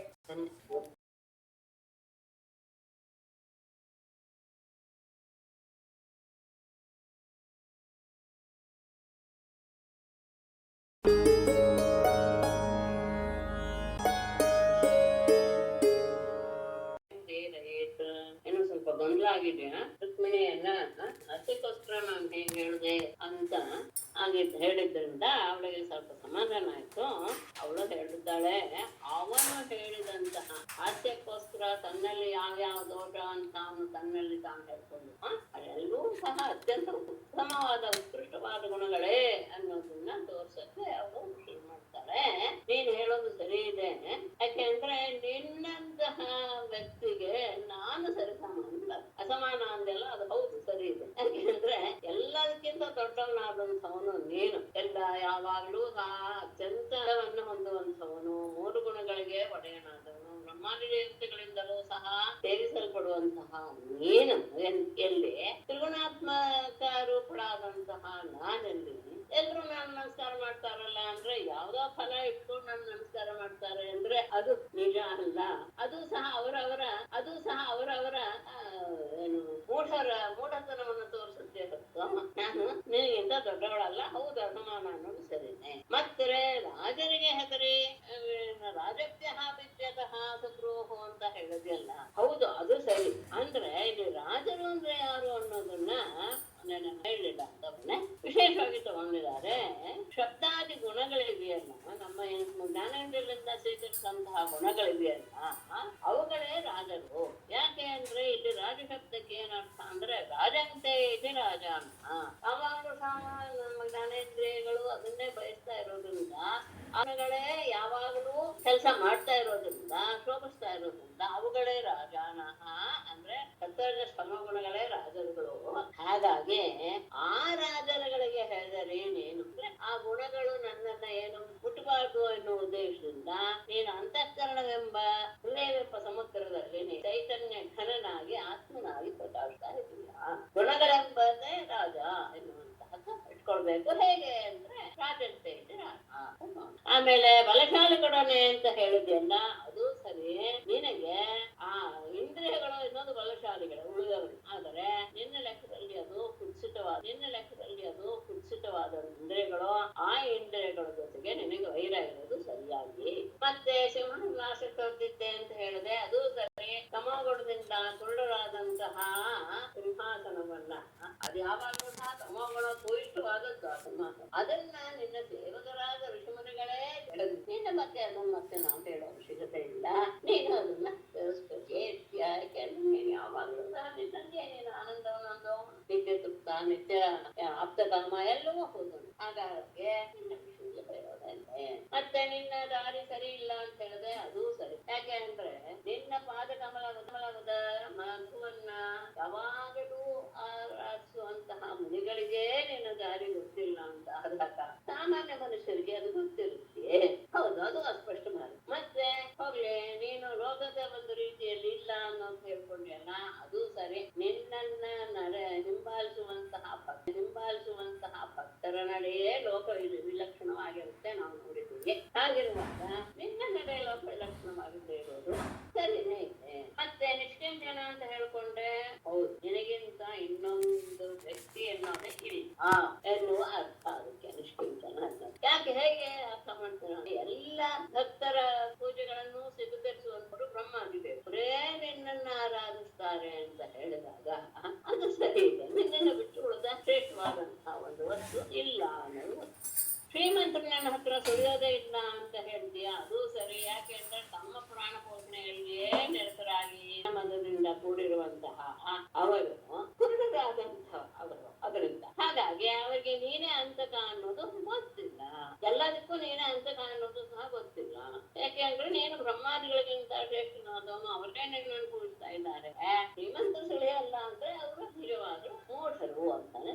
ಮತ್ತೆ ಎಲ್ಲ ಪುರುಷಾರ್ಥ ಸ್ವರೂಪನೂ ನೀನೆ, ಅದರ ಫಲವಾದಂತಹ ಪರಮಾನಂದ ಸ್ವರೂಪನೂ ನೀನೆ. ಯಾಕೆಂದ್ರೆ ನಿನ್ನನ್ನು ಪಡೆಯುವ ಇಚ್ಛೆಯಿಂದಲೇ ವಿವೇಕಿಗಳು ಎಲ್ಲ ವಸ್ತುಗಳನ್ನು ಸಹ ತ್ಯಾಗ ಮಾಡಿಬಿಡ್ತಾರೆ. ಹಾಗಾಗಿ ಅವ್ರು ನಿನ್ನನ್ನು ಪ್ರೀತಿಸ್ತಾರೆ ಅಂದ್ರೆ ನಿಷ್ಕಿಂಚನ ಅನ್ನೋದು ಸರಿ. ಮತ್ತೆ ನೀನು ವಿವಾಹ ಧನ ಗುಣ ಎಲ್ಲವೂ ಸಮಾನವಾಗಿದ್ದವರಲ್ಲಿ ಸ್ನೇಹ ವಿವಾಹ ಅಂತ ಹೇಳಿದ್ರು. ಆದ್ರೆ ನಾವಿಲ್ಲಿ ಆ ರೀತಿಯ ಒಂದು ಸಂಬಂಧವನ್ನೇ ಇಟ್ಕೊಂಡಿಲ್ಲ. ಇಲ್ಲಿರುವಂತದ್ದೇನು, ನಮಗೆ ನಿನ್ನ ಜೊತೆ ಇರುವಂತದ್ದು ಸೇವೆಯ ಸೇವಕ ಭಾವ. ನೀನು ಸೇವ್ಯ, ನಾವು ಸೇವಕ. ಹಾಗಾಗಿ ಈ ರೀತಿಯ ಸಂಬಂಧವೇ ನಮಗೆ ಉಚಿತವಾಗಿದೆ. ಈ ಇದರಲ್ಲಿ ಮಟ್ಟದವರು, ಇವು ಕೆಳಮಟ್ಟದವರು ಎನ್ನುವುದು ಬೇರೆ. ಯಾಕೆ ಅಂದ್ರೆ ಈ ನೀನು ಹೇಳುವಂತಹ ವಿವಾಹ, ಸ್ನೇಹ ಇತ್ಯಾದಿಗಳೆಲ್ಲವೂ ಸಹ ಸುಖ ದುಃಖಗಳಿಂದ ಕೂಡಿರುವಂತಹ ಕಾಮುಕರಾದಂತಹ ಸ್ತ್ರೀ ಪುರುಷರ ಸಂಬಂಧ. ಅದು ನಿನ್ನ ಹತ್ರ ಬರೋದು ಇಲ್ಲ. ಹಾಗಾಗಿ ನಮ್ಮ ಸಂಬಂಧ ಏನು ಅಂದ್ರೆ ಸಂಬಂಧ, ಅದು ಸರಿಯಾಗಿ ಇದೆ. ಎಲ್ಲವನ್ನೂ ಪರಿತ್ಯಾಗ ಮಾಡಿದಂತಹ ಮುನಿಗಳು ಅಂದ್ರೆ ಭಿಕ್ಷುಕರು ಅಂತ ಹೇಳ್ಕೊಂಡ್ವಲ್ಲ, ಅವರು ನಿನ್ನ ಮಹಿಮೆಯನ್ನ ಹೊರತಾ ಇದ್ದಾರೆ. ಮತ್ತೆ ಜಗತ್ತಿಗೆ ಆತ್ಮನಾದಂತ ನೀನು, ಜಗತ್ತಿಗೆ ಚೈತನ್ಯ ಕೊಡುವಂತ ನೀನು, ಇದನ್ನೆಲ್ಲ ತಿಳಿದೇ ನಾನು ನಿನ್ನನ್ನ ಅದೇ ಮಾಡ್ಕೊಂಡಿದ್ದೇನೆ. ನೀನು ಒಂದು ತುಪ್ಪು ಹಾರಿಸಿದ್ರೆ ಸಾಕು, ಯಾರ ಎದುರಿಗಿರುವಂತಹ ಎಲ್ಲರ ಐಶ್ವರ್ಯ ನಕ್ಷುನೂರು ಆಗಿ ಬಿಡುತ್ತೆ.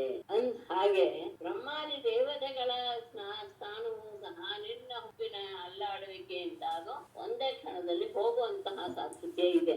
ಗೊತ್ತಿದ್ದರಿಂದಲೇ ಅವರೆಲ್ಲರೂ ಸಹ ನನ್ನನ್ನ ಮದುವೆ ಆಗ್ಬೇಕು ಅಂತ ಬಯಸಿದ್ರು ಸಹ ಅವರನ್ನೆಲ್ಲ ಬಿಟ್ಟು ನಾನು ನಿನ್ನನ್ನು ಆಶ್ರಯಿಸಿದ್ದೀನಿ ಅಂದ್ರೆ ಇನ್ನು ತುಚ್ಛರಾದಂತಹ ಈ ಮನುಷ್ಯ ಶಿಶುಪಾಲಾದಿಗಳ ವಿಷಯ ಹೇಳ್ತೀಯಲ್ಲ, ಅದಂತೂ ತುಂಬಾ ದೂರನೇ. ಬ್ರಹ್ಮಾದಿ ದೇವತೆಗಳನ್ನೇ ನಾನು ಬಿಟ್ಟು ಆ ಸಮುದ್ರ ಸಂದರ್ಭದಲ್ಲಿ ನಿನ್ನನ್ನ ಬದಿಸಿದೆ. ಇನ್ನು ಶಿಶುಪಾಲ ಯಾಕೆ ಬರ್ಸಿಲ್ಲ ಅನ್ನೋದಂತೂ ಬಹಳ ದೂರ. ಯಾಕಂದ್ರೆ ನೀನು ಏನು ವಿಚಾರ ಮಾಡಿದ್ರೆ ಮದುವೆ ಅದೇ ಅಂತ ಹೇಳಿದೆಯಲ್ಲ, ಇಲ್ಲ ನಾನು ಸರಿಯಾಗಿ ವಿಚಾರಕ್ಕೆ. ಮತ್ತೆ ನಾವು ಹೆದರ್ಕೊಂಡಿರೋವರು ಅಂತಲ್ಲ, ನಿನ್ನ ಧನಸ್ಸಿನ ಅಹಂಕಾರದಿಂದ ಎಲ್ಲರೂ ಸಹ ಓಡಿ ಹೋಗ್ಬಿಟ್ರು. ಅಂತಹ ಸಂದರ್ಭದಲ್ಲಿ ನಿನ್ನದೇ ಅಂಶ ನಾನು, ನಿನ್ನದೇ ಒಂದು ಭಾಗ ಅಂತ ನೀನು ನನ್ನನ್ನ ಎಲ್ಲರನ್ನು ಹೆದರಿಸಿ ತಂದ್ಕೊಂಡಿದೀಯಾ. ಅಂತಹ ನೀನು ಹೆದರ್ಕೊಂಡು ಸಮುದ್ರ ಸೇರಿದೆ ಅಂತ ಹೇಳಿದೆಯಲ್ಲ, ಇದು ನಿಜವಾಗಿ ಒಂದು ರೀತಿಯ ಮೌನ. ಮತ್ತೆ ನಿನ್ನ ಆಶ್ರಯಿಸಿದವರೆಲ್ಲರೂ ಕಷ್ಟಕ್ಕೆ ಸಿಕ್ಕಾಕೋತಾರೆ ಎಂದೆಲ್ಲ ಅದು ಸಹ ಸರಿಯಲ್ಲ. ನೀನ್ ಬೇಕು ಎನ್ನುವ ಇಚ್ಛೆಯಿಂದಲೇ ಅಂಗರಾಜ, ವೇನನ ಅಪ್ಪ, ವೇನನ ಮಗ, ಭರತ, ಮಹರ್ಷ, ಗಯ ಈ ಎಲ್ಲ ರಾಜಾದಿರಾಜರು ಸಹ ತಮ್ಮ ಸಾಮ್ರಾಜ್ಯವನ್ನು ತೊರೆದು ಕಾಡಿಗೆ ಹೋಗಿ ನಿನ್ನನ್ನ ಪಡಿಬೇಕು ಎನ್ನುವಂತ ತಪಸ್ಸನ್ನ ಮಾಡಿ ಅವರೆಂದಾದರೂ ಕಷ್ಟಕ್ಕೆ ಸಿಲುಕು ಹಾಕೊಂಡ್ರೆ ನಿನ್ನನ್ನು ಆಶ್ರಯಿಸುವ ಕಷ್ಟಕ್ಕೆ ಸಿಲುಕು ಹಾಕೊಳ್ತಾರೆ ಎನ್ನುವುದು ಅದು ಆ ಮಾತು ಸಹ ಸರಿಯಲ್ಲ. ಮತ್ತೆ ಸಜ್ಜನರೆಲ್ಲರೂ ಸಹ ನಿನ್ನನ್ನ ಹೊಗಳ್ತಾರೆ. ಮೋಕ್ಷಪ್ರದ ಲಕ್ಷ್ಮೇನರೇ ಆಗಿರುವಂತಹ ಎಲ್ಲ ಗುಣಗಳಿಗೂ ಆಕರನಾದಂತಹ ನಿನ್ನ ಪಾದ ಕಮಲದ ಗಂಧವನ್ನು ಆಗ್ರಹಿಸಿರುವಂತಹ ಯಾವ ಸದಾ ಭಯವನ್ನು ಕೊಡುವಂತಹ ಇನ್ನೊಬ್ಬ ಮನುಷ್ಯನನ್ನ ಆಶ್ರಯಿಸಲಿಕ್ಕೆ ಸ್ವಲ್ಪ ಯೋಚನೆ ಮಾಡೋದು ಸಾಕು. ಎಲ್ಲದರಲ್ಲೂ ಶ್ರೇಷ್ಠವಾದಂತಹ ಅದು ನಿನ್ನ ಆಶ್ರಯಿಸುವಂಥದ್ದು. ಹಾಗಾಗಿ ಭಯವನ್ನು ಕೊಡುವಂತಹ ಇನ್ನೊಬ್ಬನನ್ನ ಆಶ್ರಯಿಸುವುದಕ್ಕೆ ಸಾಧ್ಯವೇ ಇಲ್ಲ. ಅವಳು ಸರಿಯಾಗಿ ದ್ವೇಷನಾಶಕ್ತಿಯನ್ನು ಹೊಂದಿದ್ದಾರೆ. ನಾನು ಇಹಪರಗಳಲ್ಲಿ ನನ್ನ ಇಷ್ಟಾರ್ಥಗಳನ್ನೆಲ್ಲ ಕೊಡುವಂತಹ ಜಗತ್ತಿಗೆ ಒಡೆಯನಾದಂತಹ ಆತ್ಮಸ್ವರೂಪನಾದಂತಹ ನೀನೇ ಅನುರೂಪ ಅಂತ ತಿಳಿದೇನೆ ನಾನು ನಿನ್ನ ಮಾಡ್ಕೊಂಡಿದ್ದೇನೆ. ಇಲ್ದಿದ್ರೆ ನಾನು ಯಾವ್ಯಾವ್ದು ಜನ್ಮದಲ್ಲಿ ಏನೇನು ಯೋನಿಯಲ್ಲಿ ಬಿಟ್ಟಿದ್ನೋ ಅಂತಹ ನನಗೆ ಯಾವಾಗಲೂ ನಿನ್ನ ಪಾದವೇ ಚೆನ್ನಾಗಿರಲಿ.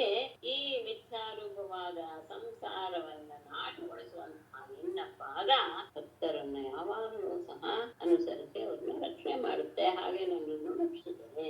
ಮತ್ತೆ ನಿನ್ನ ಮಹಿಮೆಯನ್ನ ಬ್ರಹ್ಮಸಭೆಗಳಲ್ಲಿ ಎಲ್ಲ ಕಡೆ ಹಾಕ್ತಾ ಇರ್ತಾರೆ. ಅಂತಹ ಪವಿತ್ರವಾದ ಕಥೆ ಯಾವ ಸ್ತ್ರೀಯ ಕಿವಿಯನ್ನ ಸೇರಿಲ್ವೋ ಅಂತಹ ಸ್ತ್ರೀ ಬೇಕಾದ್ರೆ ನೀನು ಹೇಳಿದಂತಹ ಮಹಾಪರಾಕ್ರಮಿ ಲೋಕಪಾಲಕರು ಹಾಗೆ ಧೈರ್ಯಶಾಲಿಗಳು ಅಂತೆಲ್ಲ ಹೇಳಿದಲ್ಲ, ಅಂತಹ ಶಿಶುಪಾಲಾದಿರಾಜರನ್ನ ಅವರುಗಳು ಬೇಕಾದ್ರೆ ಮದುವೆ ಅನ್ಕೊಳ್ಳಿ. ಯಾಕೆಂದ್ರೆ ಈ ರಾಜರೆಲ್ಲ ಎಂಥವರು ಅಂತ ಹೇಳಿದ್ರೆ ಎಂತಂದ್ರೆ ಶೈಲ ಮಾಡಿಕೊಂಡಿರುವಂತಹ ವೃತ್ಯರು ಹೇಗೆ ಮನೆಯಲ್ಲಿರುವಂತಹ ಕತ್ತೆಗಳು, ಎತ್ತುಗಳು, ಕುದುರೆಗಳು, ಬೆಕ್ಕುಗಳು ಅಥವಾ ನಾಯಿಗಳು ಇರುತ್ತೋ ಆ ರೀತಿಯಾಗಿ ಇರುವಂತಹವರು. ಹಾಗಾಗಿ ಅಂತಹ ವ್ಯಕ್ತಿ ಬದುಕಿದ್ರು ಒಂದು ರೀತಿಯ ಹಣದ ಹಾಗೆ ಅದ ಮೇಲೆ ಕಾಣಿಸ್ತಾ ಇದೆ. ಬೆಟ್ಟ ಮೀಸೆ ಉಗುರು ಕೂದಲುಗಳನ್ನೆಲ್ಲ ಹೊರಗೆ ಸಿಕ್ಸಿ ಒಳಗಡೆ ಕೇವಲ ಮಾಂಸ ಮೂಳೆ ಇಂಥದ್ದೆಲ್ಲವೂ ಸಹ ತುಂಬಿರುವಂತಹ ಒಂದು ಕಡಿಮೆ ಅದು. ಮತ್ತೆ ನಾವು ಉದಾಸೀನ ಅಂತ ಹೇಳಿದೆ, ಹಾಗೆ ಇರು ನೀನು, ತೊಂದರೆ ಇಲ್ಲ. ಆದ್ರೆ ನನಗೆ ನಿನ್ನ ಪಾದಗಳಲ್ಲಿ ಯಾವಾಗಲೂ ಅನುರಾಗ ಅನ್ನೋದು ಇದ್ದೆ. ಆತ್ಮ ರಾಮನಾದವನು ನೀನು, ನಿನಗೆ ನಾನು ಬೇರೆ ಎನ್ನುವಂತಹ ಭಾವ ಇಲ್ಲದೆ ಇದ್ರೆ ಸಾಕು. ನನ್ನಲ್ಲಿ ಪ್ರೀತಿ ಇರಲೇ. ನೀನು ಯಾವಾಗ ಈ ಜಗತ್ತನ್ನು ಸೃಷ್ಟಿ ಮಾಡುವಾಗ ರಜೋಗುಣವನ್ನು ಆಶ್ರಯಿಸ್ತೀಯೋ ಆ ರಜೋಗುಣದಿಂದ ಕೂಡಿದಾಗ ನೀನು ನನ್ನನ್ನು ನೋಡಿದ್ರೂ ಸಾಕು, ಅದೇ ನನಗೆ ಪರಮಾನುಗ್ರಹ. ಹಾಗಾಗಿ ನಿನ್ನ ಮಾತು ಯಾವುದೂ ಸಹ ಸುಳ್ಳು ಅಂತ ನಾನು ಹೇಳೋದಿಲ್ಲ. ಯಾಕಂದ್ರೆ ನೀನು ಹೇಳಿದ್ದೆಲ್ಲವೂ ನಿಜವೇ. ಯಾಕೆ ಅಂದ್ರೆ ಲೋಕದಲ್ಲಿ ಒಬ್ಬ ವ್ಯಕ್ತಿಗೆ, ಸ್ತ್ರೀಗೆ ಇನ್ನೊಬ್ಬನಲ್ಲಿ ಆಸಕ್ತಿ ಹುಟ್ಟಬಹುದು. ಯಾರಿಗೆ? ಕನ್ಯೆಯರಿಗೆ. ಅಂಬೆಗೆ ಆದಂತೆ ಅದನ್ನ ಮಹಾಭಾರತದ ತಗೊಂಡು. ಹಾಗೆ ಕೆಲವರಲ್ಲಿ ಸಹ ಕೆಲವರು ವಿಚಾರದ ಸ್ವಭಾವ ಇರುವಂತವರು ಹೊಸ ಹೊಸ ವ್ಯಕ್ತಿಗಳಲ್ಲಿ ತಮ್ಮ ಮನಸ್ಸನ್ನ ನೆಲೆಗೊಳಿಸಬಹುದು. ಆದರೆ ವಿದ್ವಾಂಸನಾದಂತಹ ವ್ಯಕ್ತಿ ಅಂತಹ ಜಾರಿಣೆಯನ್ನ ಅಂದ್ರೆ ಮದುವೆಯಾದಂತಹ ಪತಿ ಇಟ್ಟುಕೊಂಡು ಇನ್ನೊಬ್ಬರನ್ನ ಕಾಮಿಸುವಂತಹ ಸ್ತ್ರೀಯನ್ನ ಮನೆಯಲ್ಲಿ ಇಟ್ಕೊಳ್ಬಾರ್ದು. ಒಂದು ವೇಳೆ ಹಾಗೇನಾದ್ರೂ ಇಹದಲ್ಲಿಯೂ ಸುಖವನ್ನು ಹೊಂದೋದಿಲ್ಲ, ಪರದಲ್ಲಿಯೂ ಸುಖವನ್ನು ಹೊಂದೋದಿಲ್ಲ ಅಂತ ಹೇಳಿದ ಮೇಲೆ ಒಂದೆರಡು ಶ್ಲೋಕ ಏನು ಅವತ್ತು ಹಿಂಸೆ ಆಯ್ತು ಅಂತ ಹೇಳಿದ್ರೆ ನಾನು ಹಿಂದಿನಲ್ಲೇ ಬರ್ತೇನೆ. ಪರಮಾತ್ಮನ ಮಾತಿನಲ್ಲೇ ತಗೋಣ. ಯಾನ್ಯಾನ್ ಕಾಮಯಸೆ ಕಾಮಾನ್ ಮಯ್ಯ ಕಾಮಾಯ ಭಾಮಿನಿ ಸಂತಿ ಏಕಾಂತ ಭಕ್ತಾಯಾಹ ತವ ಕಲ್ಯಾಣಿ ನಿತ್ಯದ. ಕಲ್ಯಾಣಿ ಏಕಾಂತ ಭಕ್ತಾಯಾಹ ತವ ನಿತ್ಯದ ಸಂತಿ ಭಾಮಿನಿ ಯಾನ್ಯಾನ್ ಕಾಮಾನ್ ಕಾಮಯಸೆ ಮಯಿ ಅಕಾಮಾಯ ಭವಂತಿ. ಒಂದೆರಡು ಶಬ್ದ ಸೇರಿಸ್ಕೊಂಡು ಹೇಳ್ಬೇಕು. ಕಲ್ಯಾಣಿ ಮಂಗಳಕರಳೆ, ಏಕಾಂತ ಭಕ್ತಾಯ ನನ್ನಲ್ಲಿಯೇ ಸ್ತ್ರೀಯನ್ನ ಆದರವನ್ನ ಇಟ್ಟುಕೊಂಡಂತಹ ತವ ನಿನಗೆ ಎಲ್ಲ ಇಚ್ಛೆಗಳು ಅಂತ ನಿತ್ಯದ ಸಂತಿ ಯಾವಾಗಲೂ ಸಹ ಸ್ಥಿರವಾಗಿಯೇ ಇದೆ. ಅಷ್ಟೇ ಅಲ್ಲ, ಭಾಮಿನಿ ರುಕ್ಮಿಣಿಯೇ ನೀನು ಯಾವ ಯಾವ ಇಚ್ಛೆ ನನ್ನಲ್ಲಿ ಇದ್ದೇ ಇರುತ್ತೆ ಅಂತ ಹೇಳಿದ. ಯಾನ್ ಕಾಮಾನ್ ಕಾಮಯತೆ, ನೀನು ಯಾವ ಯಾವ ಇಚ್ಛೆಗಳನ್ನ ಬೇಕು ಅಂತ ಬಯಸ್ತೀಯೋ ಅದು ಮಯಿ ನನ್ನದೇ. ಆ ಕಾಮಗಳನ್ನು ಅಕಾಮಾಯಂತೆ, ಅದು ಕಾಮವಿಲ್ಲದೆ ಇರುವಂತಹ ಅಂದ್ರೆ ಕಾಮದ ನಿವೃತ್ತಿಗೆ ಮೋಕ್ಷವನ್ನ ಉಂಟು ಮಾಡುವುದಕ್ಕೆ ಹಾಗೆ ಅದು ಕೊನೆ. ನೀನು ನನ್ನನ್ನೇ ಆಶ್ರಯಿಸಿರುವಂತಹ ಏಕಾಂತ ಭಕ್ತೆ, ನಿನ್ನ ಇಚ್ಛೆಗಳಲ್ಲೂ ಸಹ ಪೂರೈಸು. ಇಚ್ಛೆಗಳೆಲ್ಲ ಪೂರೈಸುತ್ತೆ, ಹಾಗಾದ್ರೆ ನಾನು ಸಂಸಾರದಲ್ಲಿ ಸಿಕ್ಕಾಕೊಂಡ್ಬಿಡ್ತೀನ ಅಂತ ನೀನು ಭಯಪಡುವಂತಹ ಅವಶ್ಯಕತೆ ಇಲ್ಲ. ನೀನು ಯಾವ ಯಾವ ಇಚ್ಛೆಗಳನ್ನ ಪಡ್ತೀಯೋ ಅದೆಲ್ಲವೂ ಸಹ ನನ್ನಲ್ಲಿ ಆಗಿರೋದ್ರಿಂದ ಅದು ಕಾಮದ ನಿವೃತ್ತಿಗೆ ಕಾರಣವಾಗಿ ಮೋಕ್ಷಕ್ಕೆ ಅದು ಪರ್ಯವಸಾನವಾಗಿದೆ. ಹಾಗಾಗಿ ಅದನ್ನು ಸಹ ನೀನು ಹೆದರುವ ಅವಶ್ಯಕತೆ ಇಲ್ಲ. ನಾನು ಬಯಸ್ತಾ ಇದ್ದೀನಿ, ನಾನು ಮತ್ತೆ ಸಂಸಾರ ಚಕ್ರಕ್ಕೆ ಸಿಕ್ಕಾಕೊಂಡ್ಬಿಡ್ತೀನ ಅನ್ನೋದು ಬೇಡ. ಏನು ಬಯಸಿದ ಕಾಮಗಳೆಲ್ಲವೂ ಸಹ ಅದು ನನ್ನಲ್ಲಿಯೇ ಸೇರಿ ಅದು ಮೋಕ್ಷಕ್ಕೆ ದಾರಿ ಮಾಡಿ ಕೊಟ್ಟಿರುತ್ತದೆ. ಉಪಲಬ್ಧಂ ಪತಿಪ್ರೇಮ ಪಾತಿವ್ರತ್ಯಂಚ ತೇನಖೆ ಯದ್ವಾಕ್ಯೈಃ ಚಾಲ್ಯಮಾನಾಯಾಃ ನಥೀಃ ಮಯಿ ಅಪದರ್ಶಿತಾಂ. ಅನಖೆ ಪತಿಪ್ರೇಮ ಪಾತಿವ್ರತ್ಯಂಚ ತೇ ಅನಖೆ ತೇ ಪತಿಪ್ರೇಮ ಪಾತಿವ್ರತ್ಯಂಚ ಉಪಲಬ್ಧ ಯದ್ವಾಕ್ಯೈಃ ಚಾಲ್ಯಮಾನಾಯಾಃ ಧೀಃ ಮಯಿ ಅಪದರ್ಶಿತ. ಅನಖೆ ಪವಿತ್ರಾತ್ಮರೇ, ತೇ ನಿನ್ನ ಪತಿಪ್ರೇಮ ಪತಿಯ ವಿಷಯದಲ್ಲಿದ್ದಂತ ಆದರ ಪ್ರೀತಿ ಮತ್ತು ಪಾತಿವ್ರತ್ಯದ ವ್ಯವಹಾರವೂ ಸಹ ಉಪಲಬ್ಧಂ ಸ್ಪಷ್ಟವಾಗಿ ಎಲ್ಲವೂ ಸಹ ನೀನು ಮಾತಾಡಿದ ಮಾತಿನಿಂದ ನಿನಗೆ ಪತಿಯಲ್ಲಿ ಎಷ್ಟು ಪ್ರೇಮವಿದೆ, ನಿನ್ನ ಪಾತಿವ್ರತ್ಯ ಅಂತದ್ದು ನನಗೆ ಎಷ್ಟವಾಗಿ ಗೋಚರವಾಯಿತು. ಅಷ್ಟೇ ಅಲ್ಲ, ನಾನು ಎದ್ದು ಆಕೆ ಯಾವ ಯಾವ ಮಾತುಗಳಿಂದ ಚಾಲ್ಯಮಾನಾಯ ಬುದ್ಧಿಯನ್ನ ಬದಲಾಯಿಸುವುದಕ್ಕೋಸ್ಕರ ನಾನು ಎಂತೆಂತಹ ಮಾತುಗಳನ್ನು ಆಡಿದರೂ ಸಹ ಆ ನಿನ್ನ ಧೀಹಿ ಬುದ್ಧಿಯು ಮಯೇ ನನ್ನ ವಿಷಯದಲ್ಲಿ ನ ಅಪಕರ್ಷಿತ ದೂರ ಹೋಗ್ಲಿಲ್ಲ. ನಾನು ಹೇಳಿದ್ದೆ ಅಂತ ನಿನ್ನ ಮನಸ್ಸು ಹೋದೇನೋ, ನನ್ ಬಿಟ್ಬಿಡ್ತಾನೇನೋ, ನಾನು ಹಾಗೆ ಮಾಡ್ಬೇಕಾಯ್ತೇನೋ, ಆ ರೀತಿಯಾಗಿ ನಿನ್ನ ಬುದ್ಧಿ ಯೋಚನೆ ಮಾಡಲೇ ಇಲ್ಲ. ನನ್ನನ್ನ ಬಿಟ್ಟು ಆ ಬುದ್ಧಿ ಬೇರೆ ಕಡೆ ಹೋಗಲಿಲ್ಲ. ಅದು ನನಗೆ ಬಹಳ ಆನಂದವನ್ನು ಉಂಟು ಮಾಡಿದೆ. ಮತ್ತು ಯೇ ಮಾಂ ಭಜಂತಿ ದಾಂಪತ್ಯೆ ತಪಸಾ ವ್ರತಚರ್ಯಯ ಕಾಮಾತ್ಮಾನಃ ಅಪವರ್ಗೇಶಂ ಮೋಹಿತಾ ಮಮ ಮಾಯಯ. ದಾಂಪತ್ಯೆ ಯೇ ತಪಸಾ ವ್ರತಚರ್ಯಯ ಮಾಂ ಕಾಮಾತ್ಮಾನಃ ಮಾಂ ಅಪವರ್ಗೇಶಂ ಕಾಮಾತ್ಮಾನಃ ಭಜಂತೆ ತೇ ಶಬ್ದ ತಗೊಳ್ಬೇಕು. ತೇ ಮಮ ಮಾಯಯ ಮೋಹಿತಾ. ದಾಂಪತ್ಯೆ, ಈ ದಾಂಪತ್ಯದ ಯಾರು ತಪಸಾ ವ್ರತಚರ್ಯಯ ತಪಸ್ಸಿನ ಮೂಲಕ ಯಾವ್ಯಾವುದೋ ವ್ರತಗಳ ಮೂಲಕ ಎಲ್ಲ ಮಾಂ ಅಪವರ್ಗೇಶಂ ಮೋಕ್ಷಕ್ಕೆ ಒಡೆಯನಾದಂತಹ ನನ್ನನ್ನ ಕಾಮಾತ್ಮಾನ ದಾಂಪತ್ಯದ ಸುಖದ ವಿಷಯದಲ್ಲಿಯೇ ಬಯಕೆಯನ್ನು ಹೊಂದಿದವರಾಗಿ ಭಜಂತೆ ನನ್ನನ್ನು ಆರಾಧಿಸ್ತಾರೋ ಅವರು ಮಮ ಮಾಯೆಯ ಮೋಹಿತ. ಅವರು ನನ್ನ ಮಾಯೆಯಿಂದ ಮೋಹಿತರಾಗಿದ್ದಾರೆ, ಮೂಢರಾಗಿದ್ದಾರೆ ಅಂತ. ದಾಂಪತ್ಯದಲ್ಲಿ ಸಿಗುವಂತಹ ಸುಖಕ್ಕೋಸ್ಕರ ಮುಕ್ತಿಯನ್ನು ಕೊಡುವಂತಹ ಮೋಕ್ಷಪ್ರದನಾದಂತಹ ನನ್ನನ್ನ ಯಾರು ತಪಸ್ಸಿನ ಮೂಲಕವಾಗಲಿ ವ್ರತ ಇತ್ಯಾದಿಗಳ ಮೂಲಕವಾಗಲಿ ನನ್ನನ್ನ ಆರಾಧಿಸ್ತಾರೋ ನಿಜವಾಗಲೂ ಅವರು ಮೂಢರೇ ಹೌದು. ಅಂದ್ರೆ ಅವರು ನನ್ನ ಮಾಯೆಗೆ ಸಿಲುಕಿಕೊಂಡು ಮೋಹವನ್ನು ಹೊಂದಿಬಿಟ್ಟಿದ್ದಾರೆ.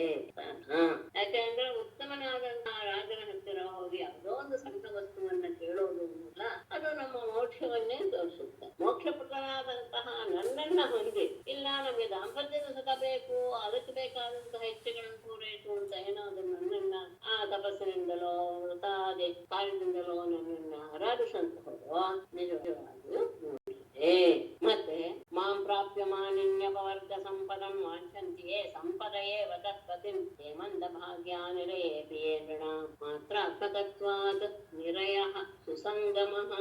ಮಾನಿನಿ ಅಪವರ್ಗ ಸಂಪದಂ ಮಾಂ ಪ್ರಾಪ್ಯ ಯೇ ಸಂಪದಃ ಏವ ತತ್ಪತಿಂ ವಾಂಛಂತಿ ತೇ ಮಂದಭಾಗ್ಯಾಃ ಯೇ ನೃಣಾಂ ನಿರಯೇ ಅಪಿ ಮಾತ್ರಾತ್ಮಕತ್ವಾತ್ ನಿರಯಃ ಸುಸಂಗಮಃ. ಮಾನಿನಿ ರುಕ್ಮಿಣಿ ಅಪವರ್ಗ ಸಂಪದಂ, ಅಪವರ್ಗ ಅಂದ್ರೆ ಮೋಕ್ಷ, ಸಂಪತ್ತು ಈ ಎರಡು ಮೋಕ್ಷದ ಜೊತೆಗೆ ಸಂಪತ್ತನ್ನು ಕೊಡುವಂತಹ ಮಾಂ ನನ್ನನ್ನು ಅಂದ್ರೆ ಎಲ್ಲದಕ್ಕೂ ಒಡೆಯನಾದ ನನ್ನನ್ನ ಪ್ರಾಪ್ಯ ಹೊಂದಿ ಯಾರು ಸಂಪದಃ ಏವ ಸಂಪತ್ತನ್ನು ಮಾತ್ರ ಲೌಕಿಕ ವಿಷಯಕ್ಕೆ ಸುಖವಾದಂತಹ ಯಾವ ಸಂಪತ್ತನ್ನು ಮಾತ್ರ ಬಯಸ್ತಾರೋ ತತ್ಪತಿ ಅಂದ್ರೆ ಅದರ ಅಧಿಪತಿಯಾದಂತಹ ವ್ಯಕ್ತಿಯನ್ನ ಸಂಪತ್ತು ಮಾತ್ರ ಬೇಕು ಅಂತ ವಾಂಛಂತಿ ಯಾರು ಬಯಸ್ತಾರೋ ತೇ ಮಂದಭಾಗ್ಯ ಅವರು ನಿಜವಾಗಿಯೂ ಸಹ ಭಾಗ್ಯಹೀನರೇ. ಯಾಕೆಂದ್ರೆ ನಿರಯೇ ಅಪಿ ಋಣಾಂ ವಿಷಯ ಹೇಳ್ತಾರೆ. ನಿರಯ ಅಂದ್ರೆ ನರಕ, ನರಕದಲ್ಲಿಯೂ ಸಹ ಋಣ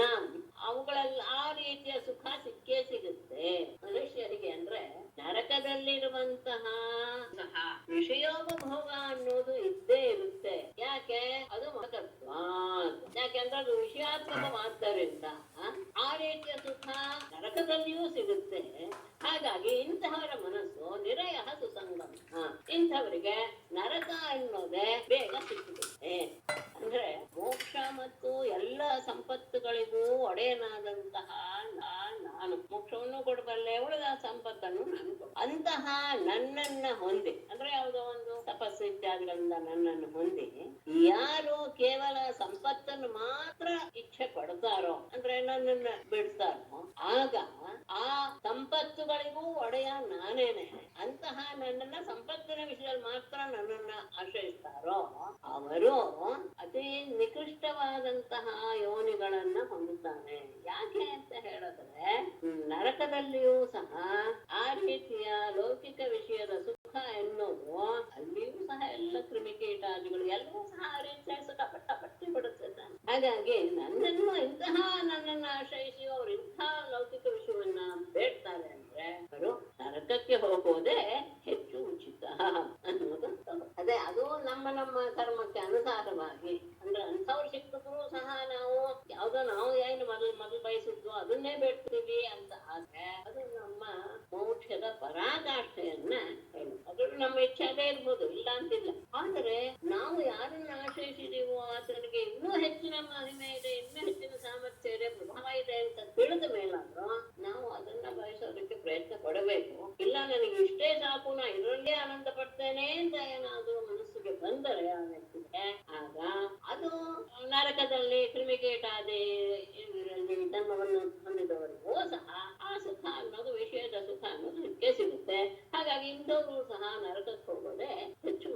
ಇಷ್ಟ್ಯಾಗ್ರಹೇಶ್ವರ್ಯ ಸಕ್ರನ್ಮಯಿ ಸ್ವಯಾ ಕೃತಾನುವೃತ್ತಿರ್ಭವ ಮೋಚನೀತೈಃ ಸುದುಷ್ಕರಾಸೋ ಸುತರಾಂ ದುರಾಶಿಷಃ ಯಸಂಬರಾಯಾಃ ವಿಕೃತಿಂ ದುಷಕ್ರಿಯಾಃ.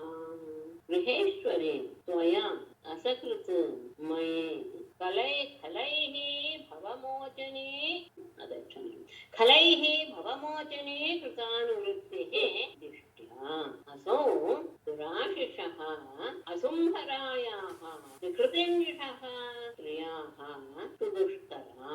ಗೃಹೇಶ್ವರಿ, ನನ್ನ ಮನೆಗೆ ಒಡತಿಯಾದ ರುಕ್ಮಿಣಿಯೇ, ಸ್ವಯಾ ನಿನ್ನಿಂದ ಮೈ ನನ್ನಲ್ಲಿ ಅಸಕೃತ್ ಅನೇಕ ಬಾರಿ ಫಲೈಹಿ ಭವಮೋಚನೆ, ಭವಮೋಚನೆ ಕೃತ ಅನುವೃತ್ತಿ, ಫಲೈಹಿ ಕೈಪಡೆ ನಾನು ಮತ್ತೆ ಆಗಲೇ ಬಂತು ಮನಸ್ಸಿಗೆ. ಗೃಹೇಶ್ವರಿ ಸ್ವಯಾ ಅಸಕೃತ್ ಮಯಿ ಭವಮೋಚನೆ ಕೃತಾನುವೃತ್ತಿ ದಿಷ್ಟ್ಯಾ ಫಲೈಃ ಅಸೌ ಸುತರಾಂ ದುರಾಶಿಷಃ ಅಸಂಬರಾಯಾಃ ನಿಕೃತಿಂಜುಷಃ ಕ್ರಿಯಾಃ ಸುದುಷ್ಕರಾ. ಗೃಹೇಶ್ವರಿ, ನನ್ನ ಮನೆಗೆ ಒಡತಿಯಾದ ರುಕ್ಮಿಣಿ, ಸ್ವಯ ನಿನ್ನಿಂದ ಅಸಕೃತ ಅನೇಕ ಬಾರಿ ಮೈ ನನ್ನಲ್ಲಿ ಭವಮೋಚನೆ, ಅಂದ್ರೆ ಸಂಸಾರವಾದ ಸಂಬಂಧವನ್ನ ತಾಪವನ್ನ ದೂರ ಮಾಡಿಸುವ ಯಾವುದದು ನಿಷ್ಕಾಮವಾದಂಥದ್ದು. ನಿಷ್ಕಾಮವಾದಂತಹ ಅನುವೃತ್ತಿ ಕೃತ, ನೀನು ಆ ರೀತಿಯಾದಂತಹ ಸೇವೆಯನ್ನೇ ಮಾಡಿಕೊಂಡು ಬರ್ತಾ ಇದೀಯಾ. ದಿಷ್ಟ್ಯ, ಇದು ನಿನ್ನ ಆಗಿವೆ ಸರಿ. ಭವಮೋಚನೆ ಅನುವೃತ್ತಿ ಕೃತ. ಸ್ವಲ್ಪ ಸಮಸ್ಯೆ ಆಯ್ತಾ, ಮತ್ತೆ ಬಿಟ್ಕೊಡಿ. ನೀನು ಅನೇಕ ಬಾರಿ, ಅಂದ್ರೆ ಪ್ರತಿದಿನವೂ ಸಹ ನೀನು ನನ್ನಲ್ಲೇ ಸೇವೆ ಮಾಡ್ಕೊಂಡೇ ಬರ್ತಾ ಇದೀಯ. ಅಂತಹ ಸೇವೆ ನಿನ್ನ ಸಂಸಾರದಿಂದ ಬಿಡುಗಡೆಗೊಳಿಸುವಂತಹ ನಿಷ್ಕಾಮವಾದಂತಹ ಸೇವೆ ನಿನ್ನಿಂದ ಮಾಡಲ್ಪಟ್ಟಿದೆ. ದಿಷ್ಟ್ಯ, ಅದು ನಿನ್ನ ಭಾಗ್ಯವೇ. ಯಾಕೆ ಅಂದರೆ ಫಲೈಹಿ, ದುಷ್ಟರಾದವರಿಗೆ ಇದು ಅಸಾಧ್ಯ. ಹಾಗೇನೆ ಅಸೌ, ಈ ರೀತಿಯಾದಂತಹ ನಿಷ್ಕಾಮವಾದಂತಹ ಸೇವೆ ಅನ್ನೋದಿದೆಯಲ್ಲ, ಅದು ಸುತರಾಂ ನಿರಂತರವಾಗಿ ದುರಾಶಿಷಃ ಕೆಟ್ಟ ಬಯಕೆಯುಳ್ಳಂತಹ ಅಸಂಬರಾಯ ತನ್ನನ್ನು ತಾನು ರಕ್ಷಣೆ ಮಾಡ್ಕೊಳ್ಬೇಕು ಎನ್ನುವುದರಲ್ಲಿಯೇ ನಿರತಳಾದ ವಿಕೃತಿಂಜುಷಃ ವಂಚನಾ ಪರಳಾದಂತಹ ಸ್ತ್ರೀಯರಿಗೆ ಸುದುಷ, ಇದು ಇಂತಹ ಬುದ್ಧಿ ಬರೋದು ಸಾಧ್ಯವೇ ಇಲ್ಲ. ಕೆಟ್ಟ ಬಯಕೆಯನ್ನಿಟ್ಟುಕೊಂಡು ತನ್ನ ಪ್ರಾಣವನ್ನು ರಕ್ಷಿಸುವುದರಲ್ಲಿ ನಿರತಗೊಂಡಂತಹ ವಂಚನಾಪರಳಾದಂತಹ ಸ್ತ್ರೀಗೆ ಈ ರೀತಿಯಾದಂತಹ ಏನು ನಿಷ್ಕಾಮ ಕರ್ಮ ಮಾಡಬೇಕು ಎನ್ನುವಂತಹ ಚಿತ್ತಶುದ್ಧಿ ಎಂದಿಗೂ ಬರೋದಿಲ್ಲ. ದುಷ್ಟರಿಗೂ ಇದು ಅಸಂಭವ. ನೀನು ಈ ರೀತಿಯಾಗಿ ಸಂಸಾರ ಬಂಧನದಿಂದ ದೂರ ಮಾಡುವಂತಹ ನನ್ನ ಸೇವೆನ ಯಾವಾಗ್ಲೂ ಸಹ ಮಾಡ್ಕೊಂಡು ಬರ್ತಾ ಇದೀಯಾ, ಇದು ನಿಜವಾಗಿಯೂ ಸಹ ನಿನ್ನ ಭಾಗ್ಯವೇ ಇದು. ಯಾಕೆಂದ್ರೆ ಇದು ಅಷ್ಟು ಸುಲಭವಾಗಿ ಎಲ್ಲರಿಗೂ ಸಿಗೋದಿಲ್ಲ. ಯಾಕೆಂದ್ರೆ ಮನಸ್ಸಿನಲ್ಲೆಲ್ಲ ಕೆಟ್ಟ ಬಯಕೆಗಳನ್ನೇ ಇಟ್ಟುಕೊಂಡು ತಮ್ಮ ದೇಹದ ಅಥವಾ ತಮ್ಮ ಪ್ರಾಣವನ್ನು ರಕ್ಷಣೆ ಮಾಡ್ಕೊಳ್ಳೋದ್ರಲ್ಲಿ ನೆಟ್ಟರಾದಂತಹ ವಂಚನಾಪರರಾದಂತಹ ಸ್ತ್ರೀಯರಿಗೆ ಈ ರೀತಿಯ ಬರೋದು ಖಂಡಿತ ಸಾಧ್ಯವೇ ಇಲ್ಲ. ಮತ್ತೆ ನತ್ವಾದೃಶೀಂ ಪ್ರಣಯಿನೀಂ ಗೃಹಿಣೀಂ ಗೃಹೇ ಪಶ್ಯಾಮಿ ಮಾನಿನಿಯ ಸ್ವವಿವಾಹ ಕಾಲೇ ಪ್ರಾಪ್ತಾನ್ ನೃಪಾನ್ ಅವಗಣಯ್ಯ ಗ್ರಹೋ ಹರೋ ಮೇ ಪ್ರಸ್ಥಾಪಿತೋ ದ್ವಿಜ ಉಪಸೃತ ಸತ್ತಥಸ್ಯ. ಮಾನಿನಿ ತ್ವಾದೃಶೀಂ ಪ್ರಣಯಿನೀಂ ಗೃಹಿಣೀಂ ಗೃಹೇಷು ನ ಪಶ್ಯಾಮಿ ಯಯಾ ಸ್ವವಿವಾಹ ಕಾಲೇ ಪ್ರಾಪ್ತಾನ್ ನೃಪಾನ್ ಅವಗಣಯ್ಯ ಉಪಶ್ರುತ ಸತ್ಕಥಸ್ಯ ಮೇ ಪ್ರಹೋಹರಃ ದ್ವಿಜಃ ಪ್ರಸ್ಥಾಪಿತಃ. ಮಾನಿನಿ ಅಂಗಳಂಗೆ ಸ್ವಾದೃಶೇಂ ನಿನ್ನಂತಹ ಪ್ರಣಯಿನಿ ಪತಿಯನ್ನ ಆದರಿಸುವ ಪತಿಯನ್ನು ಪ್ರೀತಿಸುವಂತಹ ಗೃಹಿಣಿಯನ್ನು ಗೃಹೇಶು ನ ಪಶ್ಯೆ ಯಾವ ಸಂಸಾರಿಗಳ ಮನೆಯಲ್ಲೂ ನಾನು ನೋಡಿಲ್ಲ. ಯಾಕೆಂದ್ರೆ ಯಾವ ನಿನ್ನಿಂದ ಸ್ವವಿವಾಹ ಕಾಲೇ ತನ್ನ ವಿವಾಹದ ಸಂದರ್ಭದಲ್ಲಿ ಪ್ರಾಪ್ತಾನ ನೃಪಾನ್ ಅವಗಣಯ್ಯ ಬಂದಂತಹ ಅತ್ಯಂತ ಪರಾಕ್ರಮಶಾಲಿಗಳಾದ ರಾಜರನ್ನೆಲ್ಲ ತಿರಸ್ಕರಿಸಿ ಮತ್ತೆ ನೀನು ನನ್ನ ನೋಡಿಲ್ಲ. ಉಪಶ್ರುತ ಸತ್ಕಥಸ್ಯ ಯಾರೋ ಕೆಲವರು ನನ್ನ ಬಗ್ಗೆ ನಿನಗೆ ಹೇಳಿದ್ದಾರೆ ಎನ್ನುವುದನ್ನ ಮಾತ್ರ ಇಟ್ಟುಕೊಂಡು ಪರೋಕ್ಷವಾಗಿ ನೀನು ನನ್ನ ಕಥೆಯನ್ನ ಕೇಳಿದ್ದರೂ ಸಹ ಪ್ರಹೋಹರ ಗುಪ್ತ ಸಂದೇಶವನ್ನು ತೆಗೆದುಕೊಂಡು ದ್ವಿಜ ಪ್ರಸ್ಥಾಪಿತ ಬ್ರಾಹ್ಮಣನನ್ನು ನೀನು ಕಳುಹಿಸಿದೆ. ನಿನ್ನಂತಹ ಪ್ರೀತಿಸುವಂತಹ ಪತ್ನಿಯನ್ನ ನಾನು ಇಲ್ಲಿವರೆಗೂ ಯಾರ ಮನೆಯನ್ನು ನೋಡಿಲ್ಲ. ಯಾಕೆಂದ್ರೆ ನೀನು ಅಂತಹ ಸಂದರ್ಭದಲ್ಲಿ ಎಂತೆಂತಹ ರಾಜರು ಬಂದಾಗಲೂ ಸಹ ನನ್ನ ಬಗ್ಗೆ ನಾನು ನೋಡಿಲ್ಲ, ಏನು ಇಲ್ಲ. ಆದ್ರೆ ಯಾರ್ಯಾರೋ ಹೇಳಿದವರು ನನ್ನ ಬಗ್ಗೆ ಎನ್ನುವ ಒಂದೇ ಒಂದು ಧೈರ್ಯದಿಂದ ನನ್ನ ಹತ್ರ ನೀನು ಗುಪ್ತ ಸಂದೇಶವನ್ನು ಒಬ್ಬ ಬ್ರಾಹ್ಮಣನ ಮೂಲಕ ಕಳುಹಿಸಿದೆ. ಅಷ್ಟೇ ಅಲ್ಲ, ಆಮೇಲೂ ಸಹ ಏನೇನಾಯ್ತು ನಿನ್ಗೆ ಹಿಂಸೆ. ಭ್ರಾತುರ್ವಿರೂಪಕರಣಂ ಯುಧಿರ್ಜಿತಸ್ಯ ಪ್ರೋದ್ವಾಹ ಪರ್ವಣಿ ಚ ತದ್ವಧಂ ಅಕ್ಷಘೋಷ್ಠ್ಯಾಂ ದುಃಖಂ ಸಮುತ್ಥಂ ಅಸಹೋ ಅಸ್ಮದಯೋಗಭೀತ್ಯ ನೈವ ಬ್ರವೀಹಿ ಕಿಮಪಿ ತೇನ ವಯಂ ದಿಶಾಸ್ತೆ. ಆ ಸಂದರ್ಭದಲ್ಲಿ ಏನಾಯ್ತು? ಯುಧಿ ನಿರ್ಜಿತಸ್ಯ ಭ್ರಾತುಃ ವಿರೂಪಕರಣಂ ಪ್ರೋದ್ವಾಹ ಪರ್ವಣಿ ಚ ಅಕ್ಷಗೋಷ್ಠ್ಯಾಂ ತದ್ವಧಂ ಸಮುತ್ಥಂ ದುಃಖಂ ಅಸ್ಮತ್ ಅಯೋಗ ಭೀತ್ಯ ಅಸಹಃ ಕಿಮಪಿ ನೈವ ಅಬ್ರವೀಹಿ ತೇನ ವಯಂ ತೇ ಯುಧಿ ನಿರ್ಜಿತಸ್ಯ. ನಿನ್ನನ್ನು ನಾನು ಅಪಹಾರ ಮಾಡಿಕೊಂಡು ಕರ್ಕೊಂಡು ಬರುವ ಸಂದರ್ಭದಲ್ಲಿ ನಿನ್ನ ಅಣ್ಣ ನನ್ನ ಜೊತೆಗೆ ಯುದ್ಧ ಮಾಡಿ ಆ ಯುದ್ಧದಲ್ಲಿ ಗೆಲ್ಲಲ್ಪಟ್ಟಂತಹ ಭ್ರಾತುಹು ಸಹೋದರನ ವಿರೂಪಕರಣಂ ಅವನನ್ನ ವಿರೂಪಗೊಳಿಸಿದ್ದು, ಅವನಿಗೆ ಅವಮಾನ ಮಾಡಿ ಮರಣ ಸದೃಶವಾದಂತಹ ಅವಮಾನವನ್ನು ಅವನೇ ಉಂಟು ಮಾಡಿ ಆಗ್ಲೂ ಸಹ ನೀನೇನು ಹೇಳಿಲ್ಲ. ಅಷ್ಟೇ ಅಲ್ಲ, ಪ್ರೋದ್ವಾಹಕ ಪರ್ವಣಿ ಇದು ಮುಂದೆ ನಡೆಯುವಂತಹ ವಿಷಯ ಇಲ್ಲೇ ಹೇಳ್ತಾ ಇದ್ದಾರೆ. ಅಂದ್ರೆ ಏನರ್ಥ? ಈ ಸಂಭಾಷಣೆ ಮಾಡ್ತಾ ಇರುವಾಗ ಅನಿರುದ್ಧನ ವಿವಾಹವಾಗಿಬಿಟ್ಟಿದೆ ಅಂತ ಭಾವಿಸಬೇಕು. ಅನಿರುದ್ಧನ ಮದುವೆಯಲ್ಲಿ ಒಂದು ಅವಘಡ ನಡೆದೋಗುತ್ತೆ. ಪ್ರೋದ್ವಾಹ ಪರ್ವಣಿ ವಿವಾಹದ ಒಂದು ಮಹೋತ್ಸವದಲ್ಲಿ ಅಕ್ಷಗೋಷ್ಠ್ಯಾಂ ಆ ಪಗಡೆಯಾಡುವಂತಹ ಗೋಷ್ಠಿಯಲ್ಲಿ ಆ ಸಂದರ್ಭದಲ್ಲಿ ತದ್ವಧಂ ಆ ನಿನ್ನ ಅಣ್ಣನನ್ನ ವಧೆಯಾಗಿತ್ತು. ಬಲರಾಮ ಅವನನ್ನು ಕೊಂದು ಹಾಕ್ಬಿಡ್ತಾನೆ, ಕೃಷ್ಣ ರುಕ್ಮಿಣಿಯ ಅಣ್ಣನನ್ನು. ಆಗ್ಲೂ ಸಹ ಸಮುತ್ಥಂ ದುಃಖಂ ಆದಂತಹ ಆ ಭಯಂಕರವಾದಂತಹ ದುಃಖವನ್ನ ನೀನು ಸಹಿಸಿಕೊಂಡೆ. ಯಾಕೆ? ಅಸ್ಮದ್ ಅಯೋಗ ಭೀತ್ಯ ನನ್ನ ವಿಯೋಗವಾಗ್ಬಿಡುತ್ತೇನೋ ಎನ್ನುವ ಹೆದರದಿಂದ, ಅಗಲ್ಬೇಕಾಗ್ಬೋದು ನನ್ನನ್ನ ಎನ್ನುವ ಹೆದರಿಕೆಯಿಂದ ಸಹ ಸಹಿಸಿಕೊಂಡೆ. ಕಿಮಪಿ ನೈವ ಅಬ್ರವೀಹಿ ಏನು ಒಂದು ಮಾತನ್ನು ಸಹ ನೀನು ಆಡ್ಲಿಲ್ಲ. ತೇನ ಅದರಿಂದ ವಯಂ ನಾವು ತೇಜಿತ ನಿನ್ನಿಂದ ಗೆಲ್ಲಲ್ಪಟ್ಟಿದ್ದೇವೆ. ನೀನು ನಮ್ಮನ್ನ ಈ ರೀತಿ ನಿನ್ನ ಗುಣಗಳಿಂದ ಗೆದ್ದುಬಿಟ್ಟಿದ್ದೀಯ. ನಿನ್ನನ್ನು ಅಪಹಾರ ಮಾಡ್ಕೊಂಡು ಬಂದಾಗ ಯುದ್ಧಕ್ಕೆ ಬಂದಂತಹ ನಿನ್ನ ಅಣ್ಣ ಸೋತ. ಆ ಸೋತಾದ ಸಂದರ್ಭದಲ್ಲಿ ಹಾಗೆ ಬಿಡ್ಲಿಲ್ಲ, ಅವನಿಗೆ ಸ್ವಲ್ಪ ಅವಮಾನವೂ ಆಯ್ತು, ವಧೆಯ ಸದೃಶವಾದಂತಹ ಅವಮಾನವಾಯ್ತು. ಆಗ್ಲೂ ನೀನೇನು ಮಾತಾಡ್ಲಿಲ್ಲ. ಅಷ್ಟೇ ಅಲ್ಲ, ಅನಿರುದ್ಧನ ವಿವಾಹದಲ್ಲಿ ಪಗಡೆ ಆಟದ ಸಂದರ್ಭದಲ್ಲಿ ಬಲರಾಮ ಕೋಪದಿಂದ ರುಕ್ಮಿಯನ್ನು ಕೊಂದು ಹಾಕಿಬಿಟ್ಟ.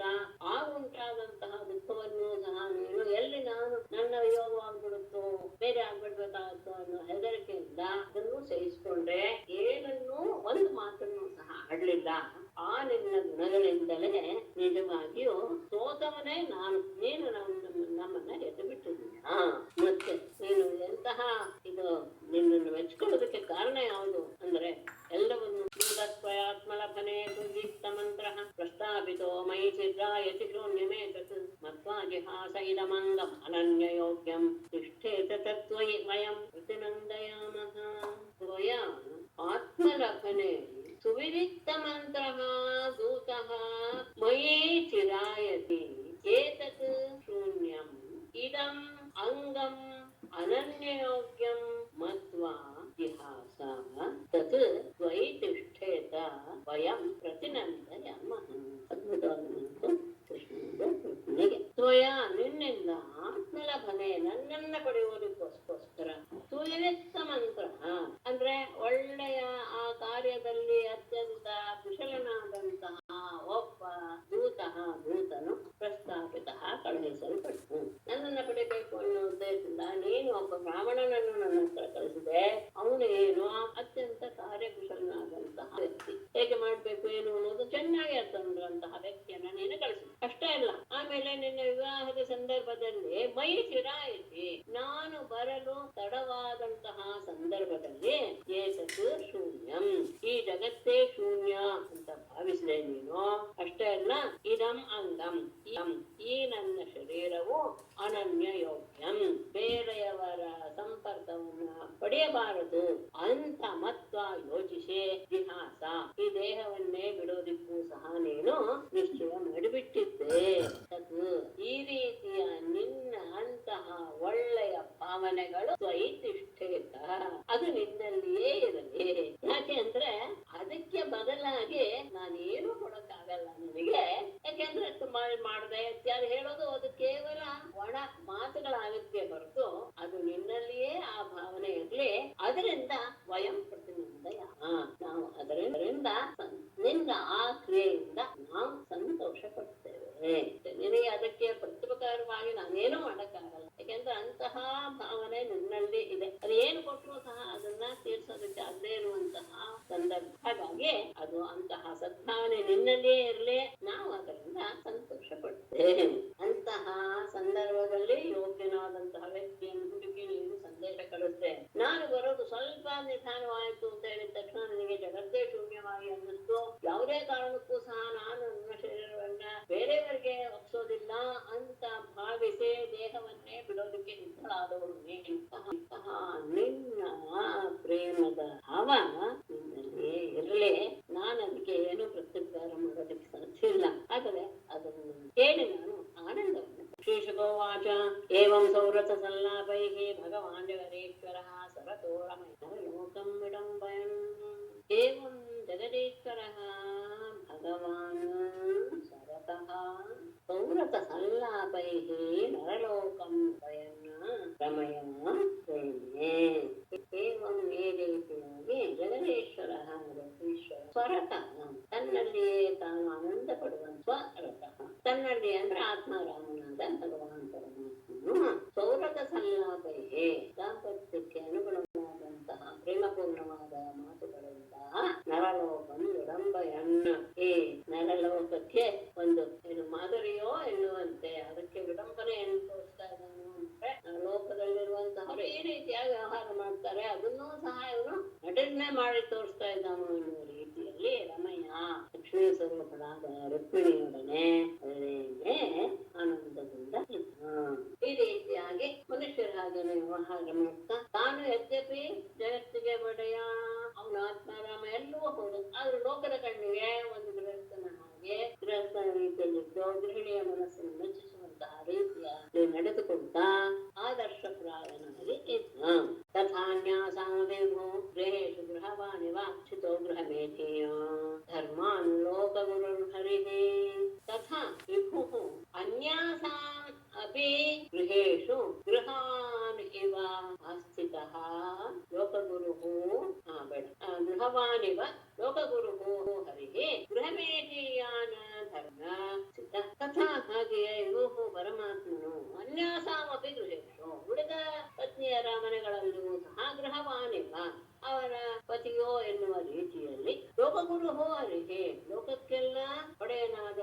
ಲೋಕಕ್ಕೆ ಗುರುವಾದಂತಹ ಅವನು ಗೃಹಮೇಧಿಯಾನು ಧರ್ಮ. ಸಂಸಾರಕ್ಕೆ ಅನುಗುಣವಾದಂತಹ ಗೃಹಸ್ಥರಿಗೆ ಯೋಗ್ಯವಾದಂತಹ ಧರ್ಮಗಳನ್ನ ನಡೆಸ್ತಾ ಕೇವಲ ರುಕ್ಮಿಣಿಯ ಮನೆಯಲ್ಲಿ ಮಾತ್ರ ಅಲ್ಲ, ಉಳಿದ ಪತ್ನಿಯರ ಮನೆಗಳಲ್ಲಿಯೂ ಸಹ ಅವನು ಅವರವರ ಪತಿಯ ರೀತಿಯಲ್ಲಿ ನಡೆದುಕೊಳ್ತಾ ಲೋಕಕ್ಕೆ ಗುರುವಾದಂತಹವನು. ಆದರೆ ಗೃಹಸ್ಥರು ನಡೆಸಬೇಕಾದಂತಹ ಸಂಸಾರಕ್ಕೆ ಉಚಿತವಾದಂತಹ ಎಲ್ಲ ಕ್ರಿಯೆಗಳನ್ನ ಅವನು ನಡೆಸ್ತಾ ಇದ್ದ. ಮುಂದೆ ಇದಾದ್ಮೇಲೆ ಮುಂದೆ ಅನ್ಕೊಳ್ತೇನೆ, ಅದರಲ್ಲಿ ನಾರದರು ಬಂದು ನೋಡ್ತಾರೆ, ಅಲ್ಲ ಇಷ್ಟು ಜನರ ಜೊತೆಗೆ ಸಂಸಾರ ಮಾಡ್ತಾ ಇದ್ದಾನಲ್ಲ, ಹೇಗೆ ಮಾಡ್ತಾ ಇದ್ದಾನೆ ನೋಡೋಣ ಅಂತ ನಾರದರು ಬಂದು ನೋಡ್ತಾರೆ. ಆವಾಗ ಒಂದೊಂದು ಚೆನ್ನಾಗಿ ತಗೊಂಡಿದ್ದಾರೆ. ತಥಾನ್ಯಾಸಾಮಪಿ ವಿಭು ಗೃಹೇಶು ಗೃಹವಾನಿವ ಆಶ್ರಿತೋ ಗೃಹಮೇಧೀಯಾನ್ ಧರ್ಮಾನ್ ಲೋಕಗುರುರ್ಹರಿಃ. ಶ್ರೀಮದ್ಭಾಗವತೆ ಮಹಾಪುರಾಣೇ ದಶಮಸ್ಕಂಧೆ ಉತ್ತರಾರ್ಧೆ ಕೃಷ್ಣ ರುಕ್ಮಿಣೀ ಸಂವಾದೋ ನಾಮ ಷಷ್ಠಿತಮೋऽಧ್ಯಾಯಃ. ನಾರಾಯಣಂ ನಮಸ್ಕೃತ್ಯ ನರಂ ಚೈವ ನರೋತ್ತಮಂ ದೇವೀಂ ಸರಸ್ವತೀಂ ವ್ಯಾಸಂ ತತೋ ಜಯಮುದೀರಯೇತ್. ಸರ್ವೇ ಭವಂತು ಸುಖಿನಃ, ಸರ್ವೇ ಸಂತು ನಿರಾಮಯಾಃ, ಸರ್ವೇ ಭದ್ರಾಣಿ ಪಶ್ಯಂತು, ಮಾ ಕಶ್ಚಿತ್ ದುಃಖಭಾಗ್ ಭವೇತ್. ಧನ್ಯವಾದಗಳು. ಧನ್ಯವಾದಗಳು. ಧನ್ಯವಾದಗಳು. ನಮಸ್ತೆ.